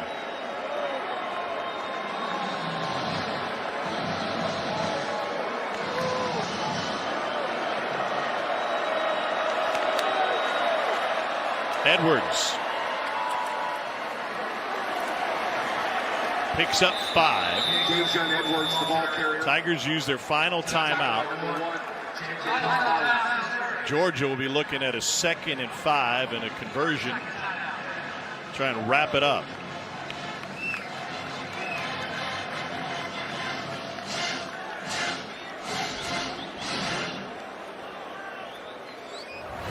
Stetson Bennett was stuck in mud in the first half, got it going in the second. A lot of pressure on him early in the game, and then he got in rhythm. And again, his legs are such a weapon. Made a few big-time throws outside the pocket, but it was really the rhythm throws just like that. Picking up first down, chipping away. It wasn't as many explosive plays tonight for Georgia. It wasn't fireworks. It's a lot of tough sledding up front and through the air. Stetson Bennett's battle-tested. He proved last year that when they needed him, he could play at a championship caliber level. And you can see that second half was much more the Stetson Bennett we expected coming into tonight. That's been the difference. So 2nd and 6, and that's what the ball game has come down to.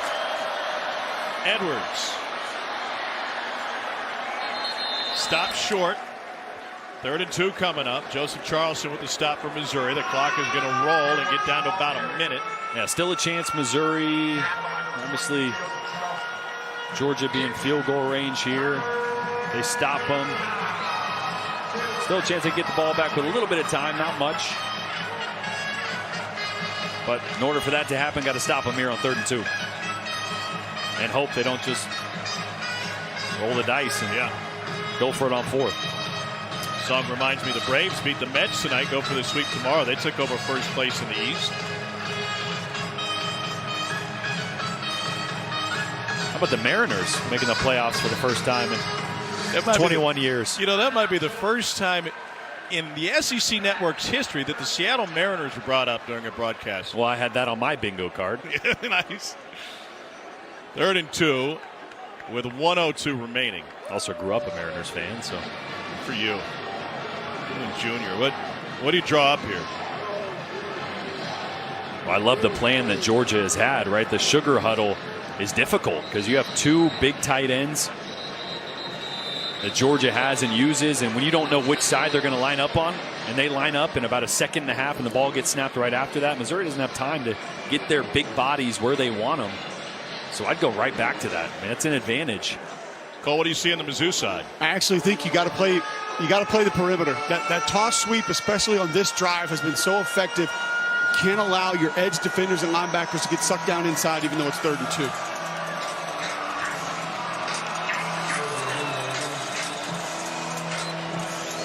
2. Could be the ball game here. Stacey Searles' offensive line has paved the way on this drive. All 6 plays have been on the ground. Here's that rush to the ball again. Movement by Missouri. They hand up on the sweep. This is Edwards, and he's got the first down. And Georgia's going to escape mid-Missouri with a win. Victory indeed for Kirby Smart. And they'll be able to run out the clock.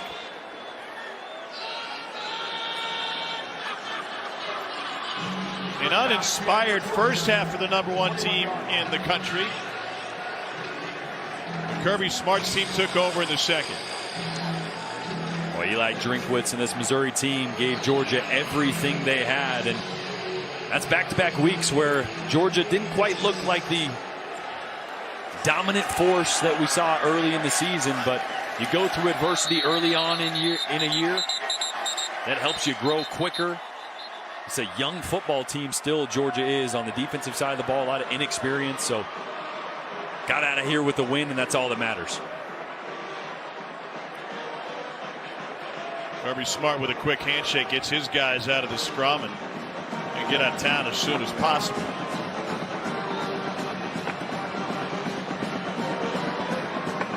Georgia now 15-1 all time as the #1 team against an unranked opponent. And they had their hands full for most of this one.